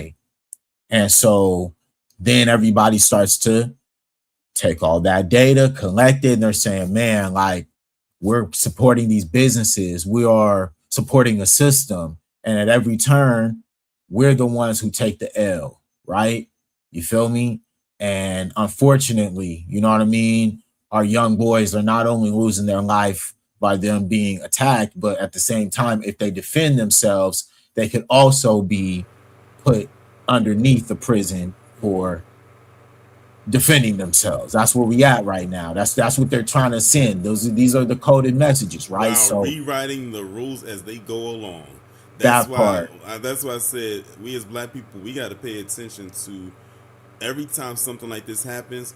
Pay attention when it happens to them and pay attention closely to how they deal with it. That way, if they be hypocritical about it, and they will, we can point back to this one, and they gonna switch it again, because I mean habitual goalpost movers. That thing ain't even embedded into the ground. It's loose enough where they can carry it and on their back and move it from one part of the field to the next. They might take it off the field and put it in no man's land somewhere. Look, this is why I want to talk about this. Let me put this up for y'all. Look at this, right? The power and the potential of the black dollar. This is what's going to be the next thing, right? Once we start taking our money out of these businesses, all these little Chinese businesses, all these little Indian businesses, all that stuff, right? And we start putting it back into the Black community. That's a transfer of around 1.6 to 1.7 trillion dollars back into our own community. Just Black America, standing above all these other countries alone. Wow. And were Everybody those talks about, Black Wall Street and all this other stuff. We can make it happen if we really choose to stand on business and start making sacrifices like y'all talked about. And also too, like I noticed on TikTok lately, ever since what happened with that verdict with Rick Chow and people in the Asian community coming out and saying what they were saying against us when people were saying that they wanted to boycott Asian businesses and like focus on our own. On TikTok lately, especially today, I don't know what it was about today. Every time I opened it up, it was highlighting a different Black-owned business. I literally saw a video on TikTok today that put a smile across my face, where it was a Black-owned nail shop. Like all the owner was a Black woman, all the workers were Black women, all the women in the chair were Black, and they were and I don't know if for some reason it almost looks like they choreographed that video, because it's like all of them were moving in unison, and it's like, but it was really nice to see though, and it looked like a very nice, peaceful, serene type of place, to the point where I would probably just go up in there just to stand there. Like, oh my God! Like it's like it looked real nice in there. It looked clean, and that's another thing that a lot of people have been saying when they complain about with some of these Asian businesses. They are not clean. I will never forget when I was in undergrad, when I was in college back in my freshman year back in 2007. And we used to see all these stray cats just running around the campus. I came back in my sophomore year in 2008, and all them stray cats was gone. Mind you, it was a Chinese carryout across the street from the campus, and it was going right down the street. I said they waited for us to leave, and so we didn't see them going out there with their meat cleavers and running down them stray cats. And look, man, this is why, it's like you mentioned, like it's one of those things, like, sure, we could definitely stay on a certain path, or now it's time to stand on business. And I the same. I've been seeing a lot of those, a lot of content creators using their platforms to show and highlight Black American businesses that they could do as alternatives, right? To funnel the dollars back into our community, right? And what we're looking at here is this all. I know Black America is at the top. Are all of those other Black as well, or is that just their entire nation? This is Mexico as an entire nation. Okay, wow. Mexico as an entire nation is only generating 1.5 in spending. Okay, wow. That's according to, right, the data is from the United States. Right, so this is all real stuff. You know what I mean? I'm taking time with this one, but this is something that I think when you look at, when people talk about the wealth disparity and where that money can go, we are in the top if we just continue to funnel that money right back into our community. Obviously, like you said, like choosing to go to these salons and these spas where you'll actually get better service. It's gonna, and look, this is one thing as well they're gonna do. You know for a fact they're gonna force and make sure that everybody in there has their certification. I remember. Okay, because they don't be doing that at some of these other businesses. You can't tell me that some of these masseuse, these massage parlors, they ain't getting no certification to be no. Come on, man. They not doing that. If you want to call it a massage parlor, it's that part. you know the coding language, Torian. You know that.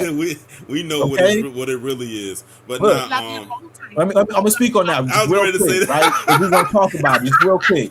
I'm gonna give you all some game right here. Okay, so obviously, you know, I'm in the West Coast or whatever, and if you look at where I'm at, in Long Beach is very close to Orange County, right? And Orange County has a high density of Asian people, okay? And guess where there's a high density of these type of salons and massage parlors? Well, guess where the red light district is? Okay, look. And just recently, all right, you know, the Ice Babies came along here. And let's say a lot of them vans was there for a lot of trafficking activities, right? It's funny too, because I actually went out to LA for the first time back in 2022, and I had stayed in East Pasadena. It is nothing but Asians over there. That is literally Asian territory over there. That is all you were going to see in East Pasadena is Asians. Wow. Yep. And you know, I want to say real quick, just so we can have a little bit of history of the solidarity that we used to have with, and a lot of people still do have with the Asian community, just so that we can dispel a lot of these rumors about us being anti-Black, even though we know what they're trying to say with that. We know they don't believe that, or excuse me, of us being anti-Asian. Yep. But what do you call it? I don't know if you know about the history of the chiropractic history, the acupunctural history between the Black community and the Chinese community in particular, back in the 70s and 80s. But back in the 70s and 80s, in particular on the East Coast, in I think New York, New Jersey area, there was a big movement where Black people were actually, a lot of activists in the community and just a lot of Black people, regulars, were moving over to China for a few months, studying under the tutelage of Chinese doctors, learning acupuncture. And they were bringing that back to the East Coast into Black communities in the hood. And they were healing a lot of people. They were getting a lot of people off of drugs. They were revitalizing their community, getting people hired in the medical facility where they were practicing. And it was really revitalizing the community. It was bringing money into the community. It was bringing health. It was getting people out of their ruts of addiction and all kinds of things. And there was a huge standoff with the government. The government shut the facility down, all kinds of stuff. It's crazy. But it's just like things like this. You can look into it. This is real history. I actually schooled my one of my professors on this. She was my professor in international studies. And I wanted to let her know about that history and everything as well. And she was like, "Oh my goodness, thank you. I didn't know anything about this." But yeah, it's just crazy because it's just like, even how Black people, as usual, saved white people in America back in the 80s and 70s when it comes to the Blaxploitation kung fu films, and how we were bringing those into the genre and keeping Hollywood alive with a lot of that. Like, this is something that I learned about recently, and I've been looking into it as well, because I'm like, okay, wait, I don't remember who told me that, but somebody told me that, and I've been looking into it ever since. I'm like, are you serious? Then I ended up getting on a sidetrack because I started looking into Shingon, because I know I've got Shingon, and I was like, okay, wait, this is what this is called? Okay, this is why I can fight. Nah, I'm playing. No, yeah, I agree. I think our crossovers, like we always talk about, right? One of the first students that were to the tutelage of Bruce Lee, right? Because I've studied martial arts myself. Obviously, Bruce Lee's first students were Black Americans, and he talks about this very extensively, right? And I think our adjacency to these communities, we all grew up with Asian homies or somebody close to you who's Asian. One of my best friends, he's Cambodian, right? So I think that's why, at least from us, we are giving such a real account, because this is not something that's new, right? Even if we go to the imagery, right? We look at Boys in the Hood, right? And we talk about Menace to Society and all these influential movies, right? What are some of the most iconic scenes in those movies? Them being inside of an Asian, a liquor store, right? Inside the liquor store, right? It's a very pivotal scene in both of the movies. Like, it's just a part of the culture where if you grew up in the Black community, most times those stores were Asian owned. So, of course, yes, now, like, we've spent so many years, right, adjacent to them, patronizing their businesses, patronizing their food establishments. Okay, happens one time. All right, boom. The young lady loses her life. We make an uproar. There's the LA riots, and I can speak about this because I was here. All right. My house at the time, we lived almost down the street from Long Beach Boulevard, where the entire street was on fire. All right. This was a pivotal time in LA, and like, it was scary. You feel me? Especially as a kid. I was a kid at this time. So it was a scary scene. And that was all because of her and the Rodney King beating, right? Remember Rodney King? Can't we all just get along? Yeah. We was really in LA during this time. It was scary out here. The gangs was outside. People was getting, there was looting, obviously. But then at the same time, white folks was getting rolled on. All right. It was a pivotal point in them videos about that time where they pulled a truck driver out and literally did work to that man, unfortunately. You know what I'm saying? But that's how bad it was. That's how upset people were. So naturally, this happens now again to Carmine Belton. He loses his life in the same exact scenario. Yeah. People now trying to redirect that money. Nah, bro, we can't just keep patronizing y'all businesses, and this is what the outcome could be. What if I have a son and he want to go and he doing something he probably shouldn't be doing? Okay, cool, but he don't deserve to die regardless. Y'all got to do better. And if we telling y'all don't want to listen, then we gonna take our money elsewhere, because I'm gonna bring it back up. We have $1.7 trillion in spending power. So you want to play games? Cool. We could take that money and put it back into the community where it needs to be from the jump. Straight up. And look, whatever they got to say, you can be mad, fine. But if y'all don't do nothing about these store owners who be tripping on us when we inside the store, when we just trying to buy something, nah, bro, don't follow me around. I got enough money to buy this whole fucking store. Excuse my language. And look who the government, speaking of trillions, look at who the government just made a trillionaire. Man. Of all people. And how many grants a lot of these people was given to open these businesses in our community for less money. All right. They're getting Oh since yeah, the you got people to 60s. grant because you're an immigrant. So instead of paying the whole rent, we'll subsidize it. And then we'll give you actually subsidies on that. So now you're paying half of the rent for a business that you're literally making overkill. And as well, you're killing the community with terrible products, alcohol, and cheap. Man, And come bad on, man. and all that MSG. Come on, man. Yeah, that really upset me. That really upset me seeing the Cyrus case, and the immediate thing that I thought about when I learned about the water bottle, I'm like, are you freaking serious? Like, this is literally, and then I learned about her, like, you know, the wife following him around the store. I was like, this is literally don't be a menace. Like, what are you talking about?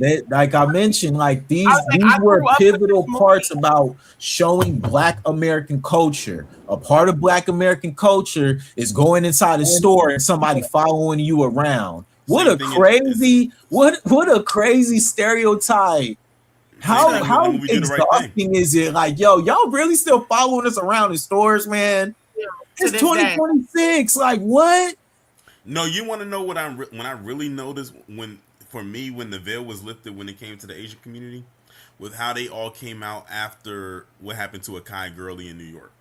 That's when Akai Gurley, he was the one that was shot in the stairwell in New York by this Asian cop named Peter Lee Yang. And he went to trial. He was going to trial and everything. They was prepared to find that man guilty. All of a sudden, you had so many. I never seen so many Asians in my life literally come out across the country, not just in New York, but the entire country of the U.S. It's like every Asian came out to try to say that he deserved a fair trial and everything. He was going to get a fair trial, but he was going to get found guilty. But with all that pressure for them, they ended up finding him not guilty. And the attorney that was representing him was a Black attorney, and man, Black Americans was on his head about that, because you literally had the case right there and you fumbled because you caved to them. Anyway, nature got a hold of him, because a few months later he ended up dying from cancer. Oh, the cop or the attorney? No, the attorney. Most anybody involved in all these people are going to die from cancer. I hate to say this, but like, God never forgets. Like this is why I always tell folks, listen, if you don't get got in the physical world, you will get got in the spiritual world. Don't just mark my skin of bronze, hair of lamb's wool. Black Jesus gonna get you. Nah, and that's facts. I mean, and same with LeVar says, they get food stamps. Yeah. And you know, over here we talked about all that, you know, the Somali fraud, not only them, but other companies and people using certain food stamps and other subsidies that they love to talk about. They're using that to scam, bro. And notice the terminology, you just said it, subsidies. I always say, when it comes to I make sure to use that word. Is welfare and food stamps. And speaking of welfare and food free stamps money and welfare, when are they gonna finally get Brett Favre? Man, for what he did. Millions. And we know what he did. Took all that money from the people that needed it to build his daughter a $5 million volleyball facility that he could have paid for himself. Bro, this is but the type of that's how they get rich, though. That's how they get rich. They keep their money, they hoard their money, and then they come after the government for more free money. And then they tell poor people that the money that you're getting that's free, it's not the same as the money that we're getting that's free, so you're bad. Listen, this is a corrupt system that was never built for us. Straight up, y'all. Like, this is why I feel like it's so important for what's happening right now with the blackout. I'm not talking about just boycotting. We got to start changing our mentality right now with this, because it's very important. Like, this type of stuff, this is what we're capable of if we really, really lock in. And it's something that we all got to make sure that we stay pressed on, because that's why they're so upset. Have you ever seen somebody so upset about investing in yourself? Well, because I mean, they literally. I mean, that's y'all. No, I was saying they was literally about to try to say that we, as black people, was being anti-Asian because we saying we are not patronizing their businesses at the moment. Meanwhile, they changed affirmative action. Meanwhile, they have an anti-Asian hate bill. They have an anti-hate bill. When we gonna get the anti-black hate crime bill? They got an anti-hate Asian bill. Come on, man. What's up? What we talking they've about? allowed their illusion of a buffer class status to make them believe that they are accepted by white people in America. And we're talking about Asian Americans. We're not talking about people in Asian countries. This has nothing to do with y'all. If you hear this y'all doing you and keep doing y'all. We're talking about the Asian Americans. They are under an illusion that they are better than black people because they've been put into this buffer class status and they've been allowed, keyword, allowed to come up, allowed to have their Chinatowns, allowed to have their Korean towns, allowed to have their Japan towns, and respect. But understand, you've been allowed to do that. You've been allowed to put your businesses in black neighborhoods, and we have patronized you, even though you abuse us. But Brandon's right. The time has come when black people have to really stop patronizing Asian businesses that disrespect us. Listen, I'm not going to tell you. There's some Asian business right now in San Francisco, and Brandon, you know what I'm talking about because San Fran got a different level of people up there. There's some business in San Fran right now that's Asian, that's hella cool, that's very mixed, that's probably really cool.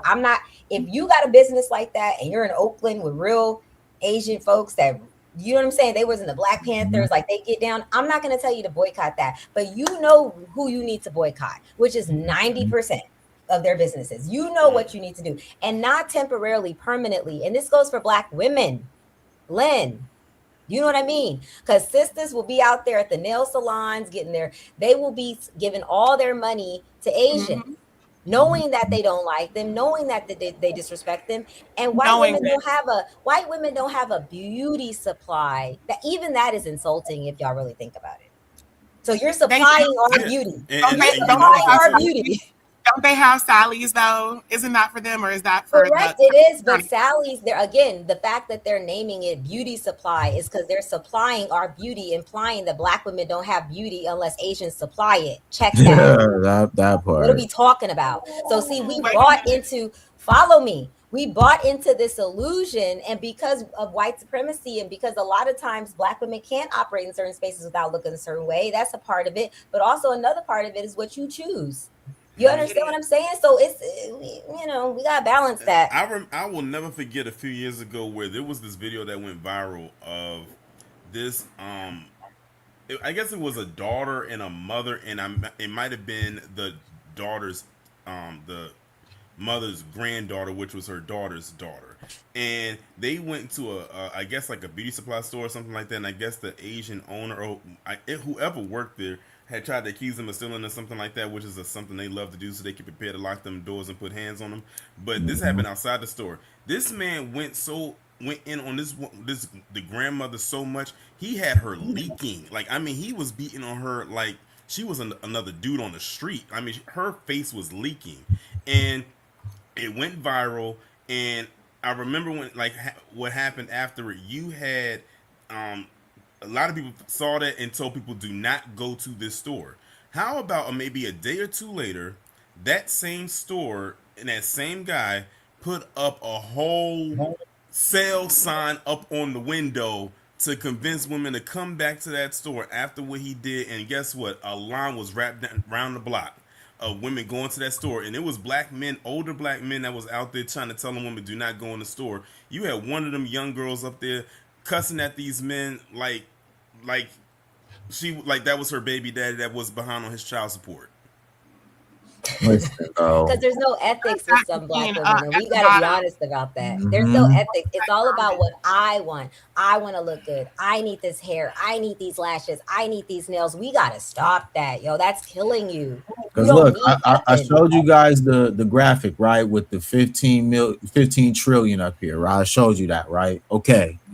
So like I told y'all, probably tomorrow I'm probably gonna do a live about this, but I got it broken down. I also have a breakdown of how that money is spent, right? Because the devil is always in the details, right?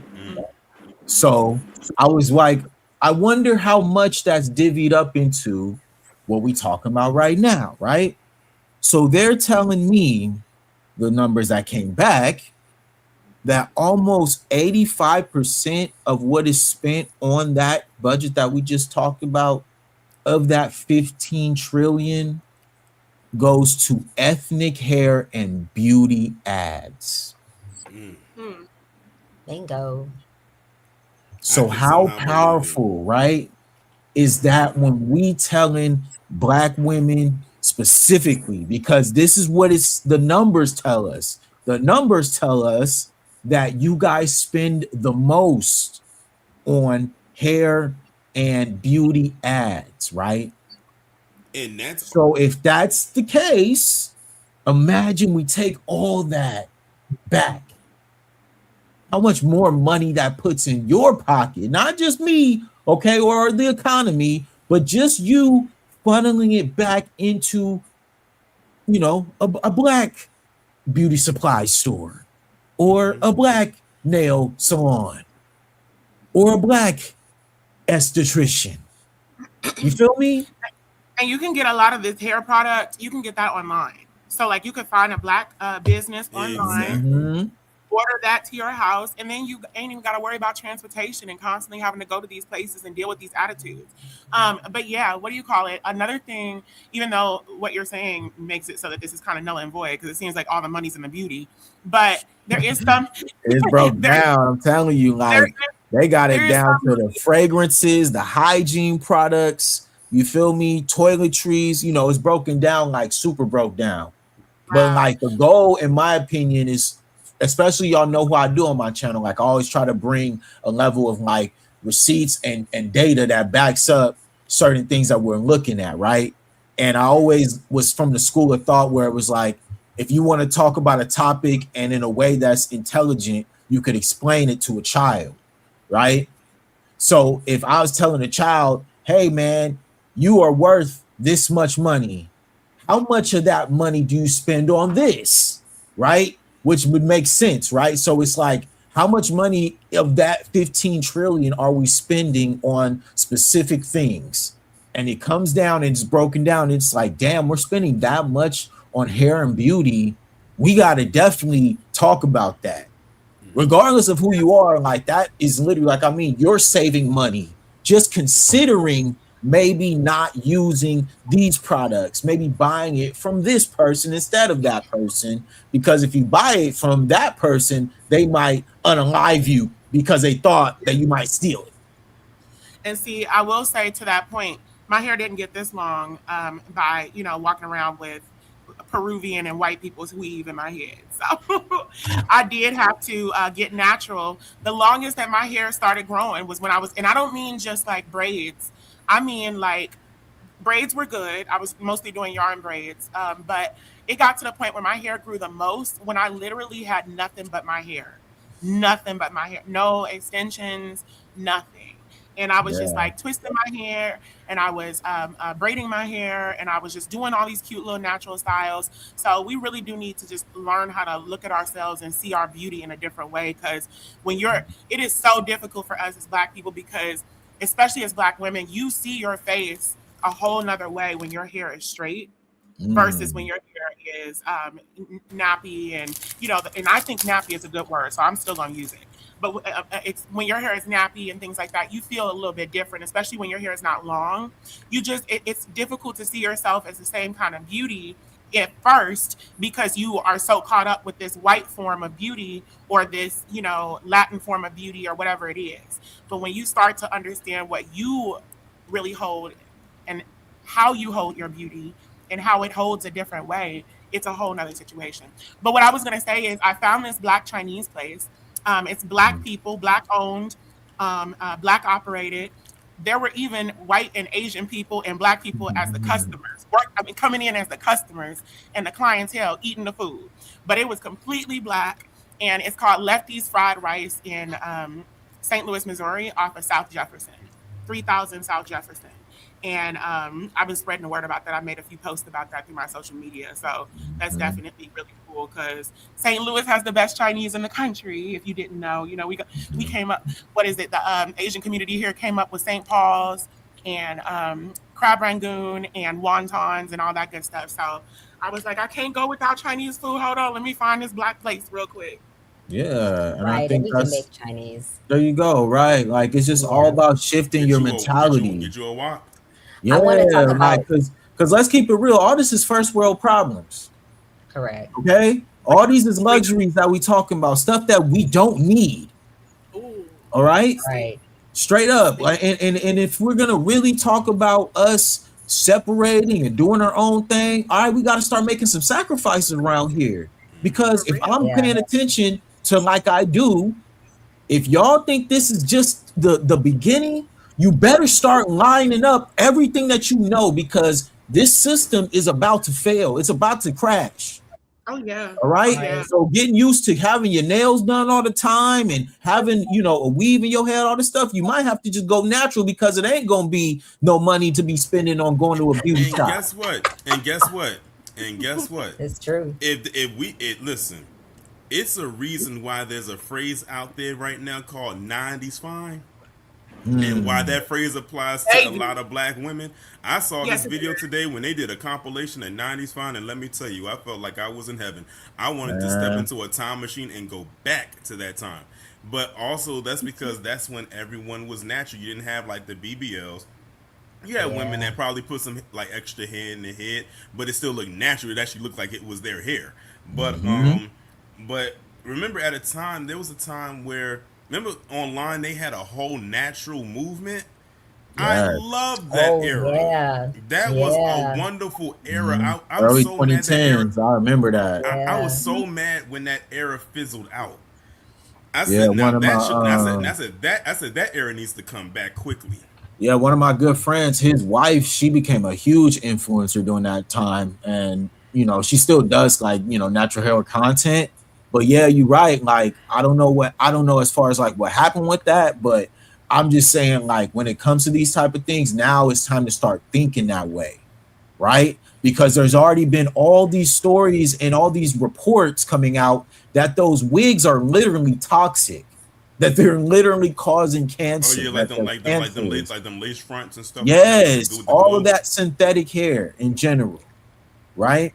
And if you are still doing that knowingly that these people are willing to sell you your own unaliving, then that's a real conversation we got to have, because we trying to actually move forward, and we can't with you guys not thinking for your own long-term health, and also not only the health of yourself but your community, because you don't need that stuff. Like, you can find somebody else who's selling the same thing if it's really that bad for you and they black. Like, come on, y'all.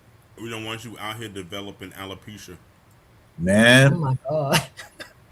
Oh, that's not funny. Sorry. I laugh at everything that's wrong. Okay. No, I wanted to say something that Lynn talked about that I thought was really powerful. And I appreciate, Lynn, you being vulnerable about that, about how you said, when the hair is straight, you feel more confident.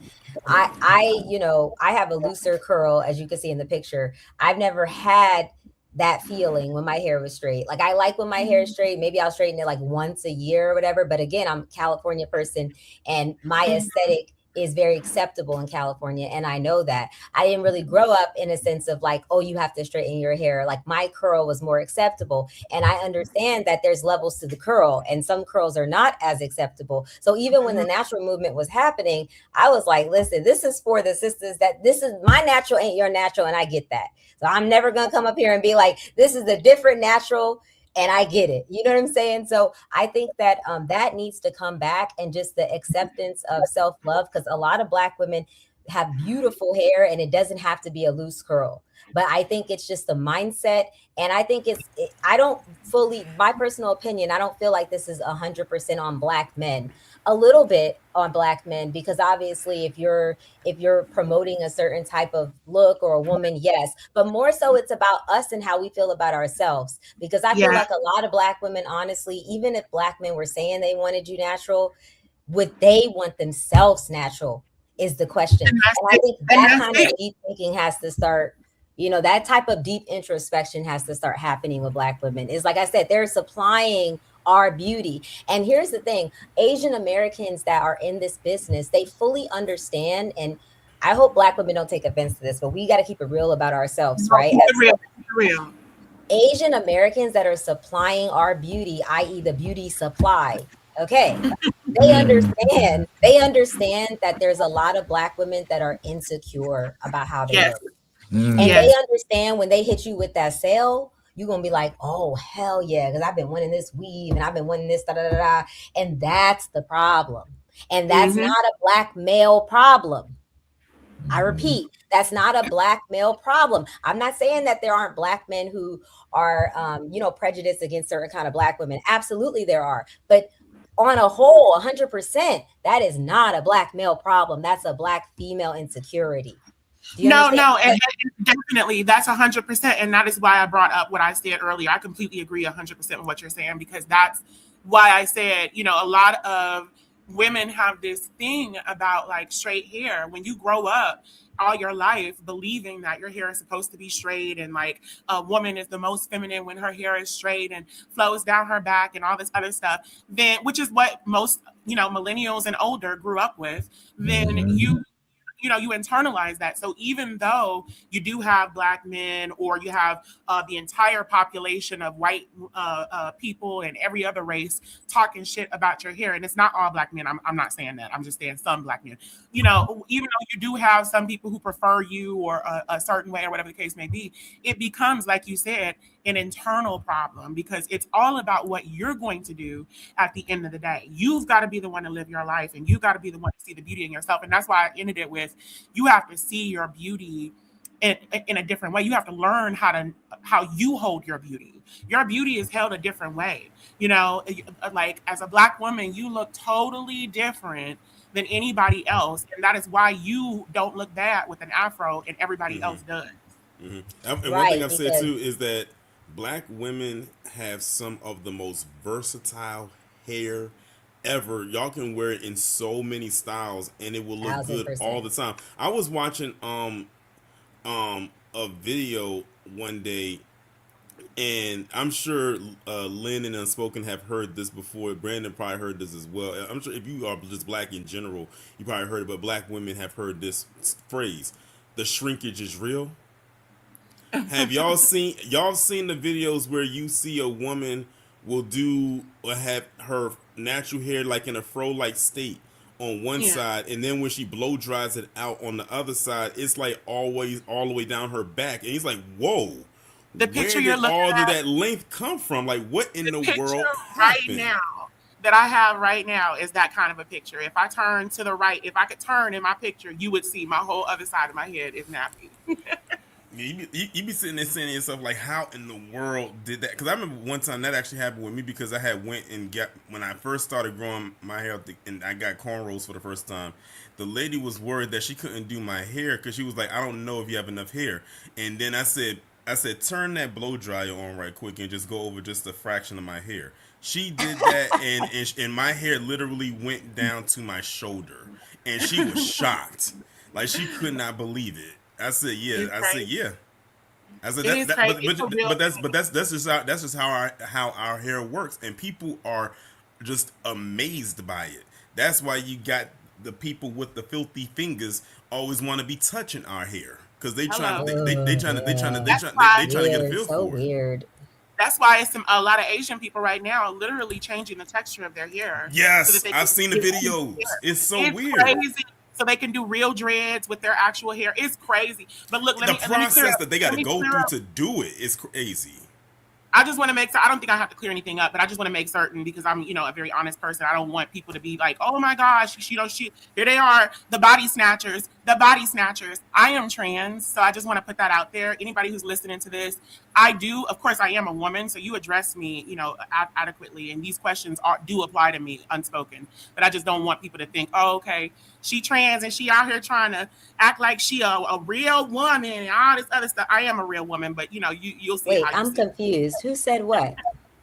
Oh no, just when you were saying earlier about addressing me as a woman and like having these conversations with me, that you have absolutely correctly had those conversations with me, because I am a woman, but I'm a trans woman. So I just wanted to let the audience know that, so that if they do look at my page or something, because I do have it on my page. So if they look at my page and be like, oh, okay, she out here trying to pretend that she's a cisgender, biological woman or whatever the case is, But yeah, everything that you said does apply, still nonetheless. I just didn't want people to say, especially since we're talking about faces and we're talking about like, how women feel in certain ways. These are ways that trans women feel as well. But like, I just don't want people to think that I'm like thinking that the trans experience is exactly identical to the non-trans experience. All right. And the other thing I was going to say too is that my mom had this problem as well. Like she definitely, she has very, like I have, I feel like just regular 4C hair. It's just like regularly nappy. It's very kinky. It'll get real tiny. But my mom, it's even more coarse and even more, coiled up. So she's personally, always, done a certain thing. And I've had conversations with her and I've been like, Mom, you just got to do certain things, got to do, look, this is what I'm doing. It's working. And, I think that she just has beat it into her head after all this time that, her hair is never going to grow. She don't need to do nothing else except put a wig on every day. So all that good stuff. So, all right, cool. So, let's see here. Hold up. Put some stuff down real quick. All right.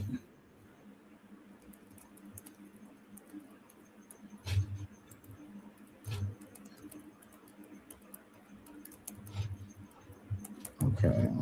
This.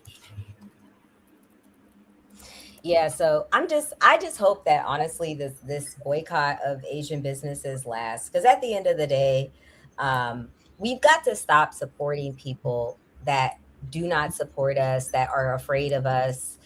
We got to stop living next to people also that do not support us, are afraid of us, where we have no protection.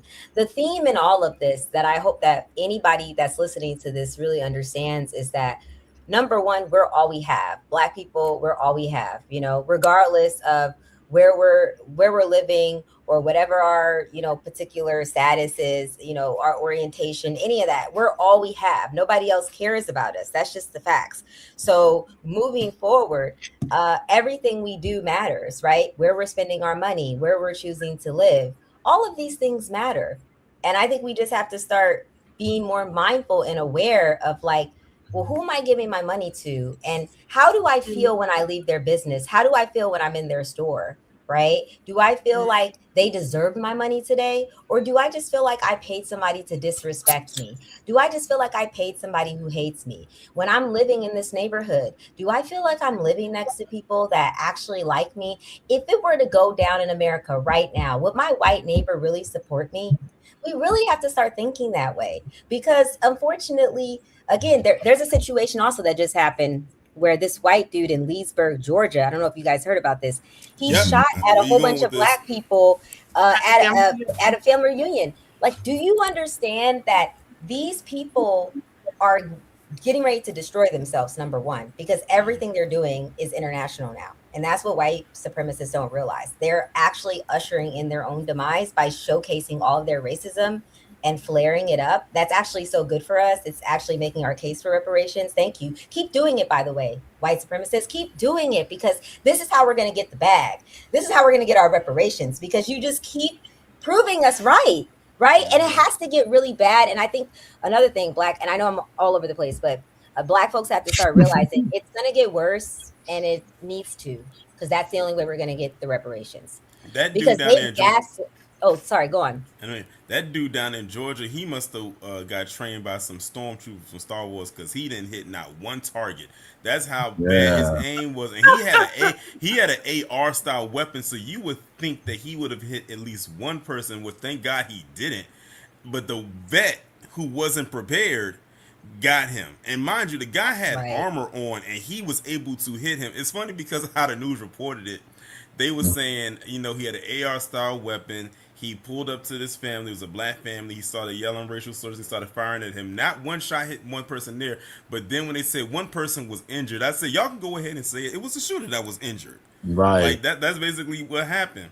And now I think he was only charged with so far aggravated assault. There you go. Isn't that crazy? Isn't that crazy? That was the first time I learned about the story, was when I saw that he was charged with aggravated assault. And I'm like, okay, wait, that's it?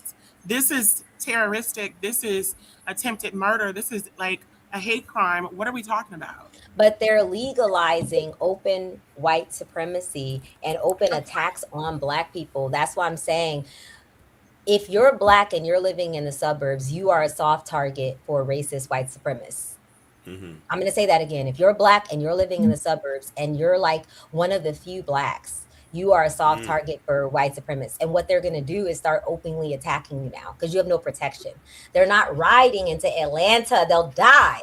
They're not riding into Memphis, they'll die. They're not riding into Compton, which is half Hispanic, by the way, now, but they'll still die. You understand? They're not riding into the jungles. They're not riding into East New York. They're not riding into Detroit. They're not going into neighborhoods where we have numbers and we have crazy YNs that we also need to get a hold of. You know, we need to get control of them. That's why Dylan Roof didn't do. That's why Dylan Roof didn't go initially where he was going to go. Because remember, before he went to that church, he said he was going to go to a Black neighborhood, but he said, you know what? It's a good chance I'm not going to make it out, so I'm going to go to this church. And again, what's the theme? The theme is that we're only protected in numbers. And I know that we feel like we're not because of Tulsa, Oklahoma and everything, but we are. Because I'm telling you, nobody's riding into Atlanta. That dude was he was in Leesburg, Georgia, where there's fewer Blacks. That's why he felt so comfortable, because the whole system is on his side in that small town. So understand, Black people moving into 2027, if you choose to live around white people, you could very well be a soft target. Just live that. Unbreathe, really fix your mind to understand that. And your children, okay? And your children, all right? That is exactly what happened to Carmelo, okay? Can only help you so much. Carmelo's family moved there thinking that this was going to be an upgrade, that they are going to be in a safe neighborhood. This will be good for his school. This will be good for his life, his future. He makes one mistake and runs into another kid who comes from a broken home, who doesn't value where he comes from, who doesn't care about the system, who feels entitled. And those two worlds collide. And now they're trying to tell us that the one who was actually defending himself was a premeditated murderer, man. Exactly. I think that was the part that got me the most, was they actually convicted him of murder one. Man. I think that was the part that got me the most out of everything. Not saying I'm surprised by it, but still. Yeah, it's insane, bro. And I think that's why a lot of us, we were all kind of making sure that we were watching what they were going to do, because we all got that feeling like, nah, something ain't right. Something's not making sense. And then obviously now with Jeff Metcalf showing or putting on the hood, for instance, you know what I'm saying? Putting on the hood and showing his allegiance to white supremacy, and the fact that he's now going to be able to make money for this and monetize from it. They're talking about he might walk away with $1 million off of this type of stuff. I believe it. Because like I said, we watched them let George Zimmerman sell a dang weapon that he used on a child. He made money off of that. Can you believe the sick individual that would buy something like that? Yeah, that's. Are you talking about Zimmerman? Yeah, man. He sold the weapon that he used to unalive young Trayvon. Yeah. He That's sold it at an auction for a undisclosed amount, but he's homeless now. So let me tell you how the ancestors work in mysterious ways. Okay. It's ridiculous because my professor in one of my classes at this current institution, what do you call it? He was like in class, like basically like he was going hard on this point of how Trayvon Martin was depicted as this really, really young boy. They used pictures of him when he was so much younger, and some of the pictures were edited by the media, and the media lied to accuse the police and to make the police look culpable of, or not the police, Zimmerman look culpable of all of this other stuff. He was defending this guy like he was a police officer or something, and this dude wasn't even a police officer. And it was crazy because, you know, my professor is a police officer, a former police officer. And it was crazy because it was just like so upset. I had to let him know. I had to get on the microphone and let him know, look, and people in the class agreed with me as well. And they started bringing up Kendrick Lamar Johnson as well. But, and how that case is being reopened. But I said, well, you know, the media is the reason that a lot of you all don't know this case of Kendrick Lamar as well, or Kendrick Johnson, because this is what they usually do. They do usually operate in a the kid that was rolled up in the mat. Yes, and all his organs were stolen. Again, no protection. No, this is what happens. Yeah. And it's exactly what happened. But it was just so upsetting to me because I was just sitting here like, we're literally watching the Carmelo Anthony case. We're watching them adultify this boy and make him out to be this horrible murderer who murdered a child when they both were the same age. So it's crazy. You would think that this was like some 30, 40-something-year-old man who murdered a 17-year-old. And it's just insane. And simultaneously, you want to sit here in this class and try to tell us the media wants to demonize the police? Stop it. You all get so much support. And that's what upset me because, like I said, he's a former officer. You all get so much support from the media, from the system, from all of this stuff, from the people. So many people who support you that you can't be honest about the fact that you get that support. You gonna sit here and really lie to us and act like you don't get 90-something% of the media working in your favor? That's crazy. I just want people to know that it may look really bad, but this is all divine intervention because Black people, I got to bring us back because we like to wallow in victimhood and how we're being screwed over. But in reality, this is divine intervention because in order for white supremacy to fall, these people, the mask has to come off. It has to get so ugly. Like, I don't think y'all understand because they brainwashed and poisoned the whole world. So in order for us to rise up as, you know, the Most High's chosen, which we are, you know what I'm saying? They have to fall. And the only way they're going to fall is if the mask is taken off and they're really shown as a group, as the demonic entities as they are. Everybody believes that these people are great. Like, you know, they poisoned everybody, you know, with white supremacy. And they want to be like these people, but it has to get to a point where you don't want to be like these people anymore, where you see how racist they are and you can't deny it if you're African or you're Asian or you're Latino. Like, you really can't deny it anymore. So it's got to get worse. It's got to get worse, but just understand it's getting worse so that they can fall. They're not going to win this because the 400 years in the Bible is up. Yeah, and I think that's why, you know, like Torian was talking about the situation in Texas, you know, it was kind of the same thing that happened over here with Chris Dorner, right, in the LAPD.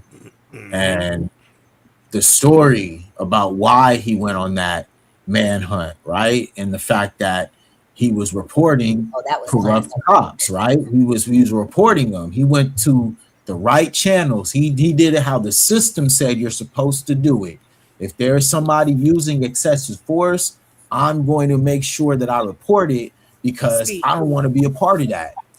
He went and he did that, and then they turned on him. And obviously now, you feel me? We have people who, you know, don't trust the justice system anymore. And they just talked about that older lady who powed those two lawyers, right? Because of what they were doing to her mother. Oh, I remember that too. You know what I'm saying? About her putting her mother in this old folks home, and she was actually a very affluent Black American lady. And she was trying to go through all the channels, doing the right things, and these people were bullying her through litigation. And so abuse of the court. She lost it, right? And she did what she had to do. You know what I'm saying? And it's unfortunate, but it is what it is, you know? But that's what they want. Yeah, they want us to go crazy. They want us to go crazy, but we have to go within. That's why I keep talking about the spiritual. We're not gonna win against people who are spiritually devoid, fighting their fight in the physical. That's all that white supremacists know how to do, is attack you physically, because they don't have the spiritual capabilities that Black Americans have. They're not spiritual people like we are. So when we keep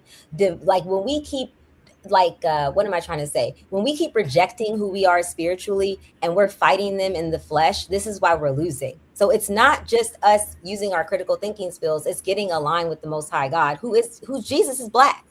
And that's just what I'm going to say. And until I'm just going to keep shouting that, because I don't think we really understand. We're fighting people who can't fight. We're fighting them in a way that they win. We're not fighting them in the way that we can win. And I'm just going to keep saying that. Definitely. And I just want to speak to kind of jumping off of what you just said, Brandon, about that case. Was it Michael Johnson you were talking about? Initially, that was Texas. The guy, yeah. That is exactly what I'm talking about, and that's why I think that it is important that we, recognize that we're not always, going to be at a point where we're like, we know all of the issues within our community, or we've even expressed all of the issues within our community. So it's nice to be able to express those and to speak to that, and that's not always. No fingers pointed, but that's not always complaining or wallowing or anything like that. A lot of the time, that's just getting a clear picture of the facts and the reality. And me personally, I like to almost always come with a solution after that. And I've done that throughout most of the conversation. Yeah, I think, we know what it is. Yeah, I think when I was like looking, at the contrast, right? And sometimes things change, whatever, but there was a lot of nuances that were just kind of being skipped over. And mind you, this is all from what we're seeing, that we have black media, people on the actual case, like being inside the courtroom, and they're trying to discredit their accounts of what they're saying to make it not fit because it's not fitting their narrative. And I've been seeing a lot of that. A lot of these content creators and YouTubers, whatever, completely trying to disregard the actual truth. And that's why this tragedy, you feel me? This tragedy that we're witnessing right now is just, like I said, is permeating through the entire culture. Like, this is going mainstream, and it's going to be one of those conversations that we're going to have for a long time, because, there's people who still talk about the Odre trial. You know what I'm saying? We know how long ago that was. They're still mad about that. Exactly. So Right. So now I think this is gonna be one of them ones where this is gonna be something that people are gonna keep their eyes on. Obviously, if this goes to appeals, then it's gonna be a whole nother layer again, and all these races are gonna come back out of their little celebration that they've been having to say that he's still gonna be in there, man. I don't know why you guys think this is just okay. I've been seeing these dudes on these panels getting so upset because we're standing on business here, and like, shut up, bro. Like, we ain't got time for that, man. Like, y'all thought that we was gonna hit the streets and riot because of this. No, we gonna make sure that we debunking all the false narratives on these YouTube streets, because y'all love to do that over here. So y'all hate the fact that we're using our platforms to speak against it. Like I mentioned, I had over almost 250 comments, and half of them was all racist, trying to talk crazy about what we were saying in the last live stream. Like, y'all can go somewhere with that. Don't be mad at the truth. Be mad at your mama. They were so mad in those comments. I went back and watched or looked at them recently. I was like, oh my gosh, they are so mad. And then I don't know who that was mad about me having a 4.0 and speaking about it twice. I said it twice. And he was like, oh, okay, I don't know. She said it twice. I don't believe it now. Yeah, because a lot of black people, unless a white person validates us, we don't believe anything we say. Sorry, y'all kicked me out. I don't know what happened. Well, I became a leader. So on my show, we're going But yeah, y'all, I definitely got to dip out. It's getting late, you know what I'm saying? But I always appreciate y'all pulling up and showing me love, man, because these conversations definitely need to be had. And tomorrow, like I mentioned, I'm gonna be doing a live where we gonna really get into like this economic standpoint of what this this blackout is going to do for our community from a number standpoint. We could really, like I said, I got a lot of stuff I put together so that we could really have like a deep dive in what this money could do. You know what I'm saying? So make sure that'll be good. Yeah, make sure y'all tune in tomorrow. I'll have the thumbnail up probably by tonight. But yeah, man, appreciate you guys pulling up. Anything y'all want to say before we close out? Yeah, I just want to speak to that. That was actually what the last thing I was going to say was, or at least the next thing was just circling back around to what I said about reparations and how this is really kind of possibly proving to maybe be a possible solution to some of the things that I wanted us to solve with reparations, which is education in the community. Because if we all get on the same accord, we all learn self-defense, we all learn the laws surrounding self-defense, we all learn about the law in general and the different ways that we're discriminated against, so that we can more of us can be bringing cases. One thing that I've learned is, if you are going to continue to put me through this racism and this discrimination, then I'm going to keep making money off of it. I've already won a $13,000+ lawsuit.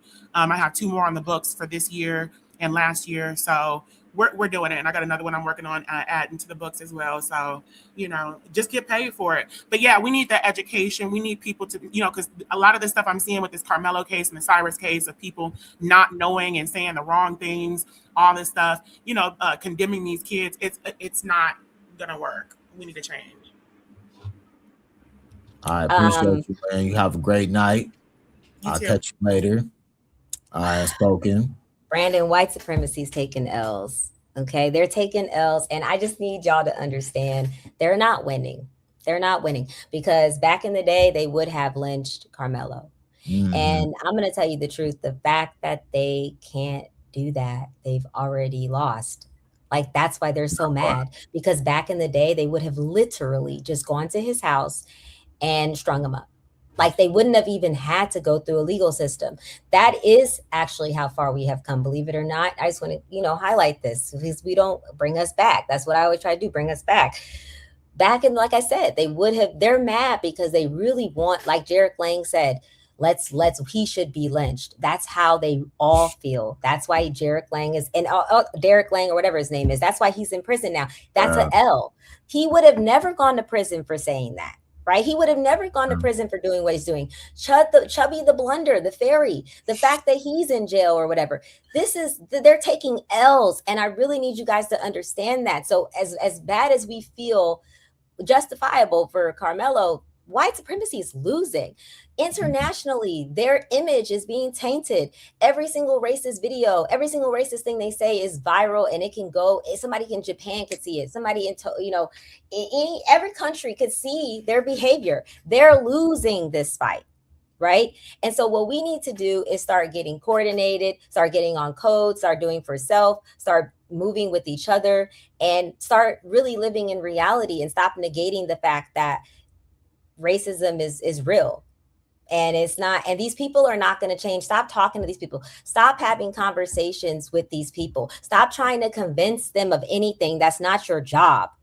After 250+ years, Jim Crow, segregation, look at all we've been through with these folks. And we still have to talk to them? Hell no. Stop having these conversations with these folks, man. They're irredeemable. And we're not talking about the white people who are trying to redeem themselves online, like Brandon showed. And I think showing those kind of white people is very important. Number one, because they're actually trying to save their identity, like their image, right? Number two, it shows it's like a way of what's the word when you're reinforcing good behavior. So like when you do with the kids, so it's like, okay, if you're going to come out here and speak truth to power, then I'm going to give you your flowers for that, right? Like, because they deserve that, because we need to encourage more of them that are brave enough to speak against their people, knowing that they'll go get lynched and get shot for it. We need to salute them for that, because they really don't have to do that, and understand that when they are doing things like that, they're putting their lives on the line. They're putting their image on the line. The way that the white supremacists operate, they will totally isolate people like that. They will make their life hell for doing that. So we do have to salute them and say, let them know that we appreciate that when they do that. So they're the ones that are trying to redeem themselves. That's great, because they understand that the end for them is demise. It's just utter demise, what's coming. And they're trying to, I guess, not have it happen, but it is going to happen. But the whites that are like the people you show, they'll probably join with blacks or other people and mix in and be done with whiteness. Yeah. And we're definitely gonna find out. That's why I always, try to make sure I play the contrast, because right now is the time to pay attention to the people who are speaking, and like you mentioned, from that perspective, because they can only correct themselves. It can't just be us telling y'all what's wrong with y'all. It got to be the people who are a part of the same ilk. You guys come from the same culture. Y'all got to correct yours, just like y'all always tell black folks to do that. You know what I'm saying? But salute to LeVar. Hey, however you would like to support the channel, a like is free. You feel me? So long as you like the video, long as you're subscribed to the channel, I know that you are, LeVar, so salute to you. We also have a super chat button. You hit the super chat button, you could directly donate through YouTube, or obviously Cash App is on the description on my channel. But like I mentioned, I just appreciate y'all coming through and hitting the like button. That's all the support that this channel needs. But if you feel compelled, there are other ways. So thank you, LeVar. I appreciate you, sir. All right. So Will says, well, we might as well go all out, and they trying to hang us anyways. Let the chips fall where they may. That's why, like Unspoken said, it's very important that you stay on your pivot. If you're training, if you're in shape, if you're making sure that you're taking care of your family, you're providing for your family, make sure that you got an exit strategy. Make sure that you're taking care of the people around you. You know what I mean? Because when things get tricky, you can't be the ones acting like it's by surprise when you are making, like I told y'all, if the chips gonna fall where they may, you got to be ready. You know what I'm saying? Make sure you're growing food.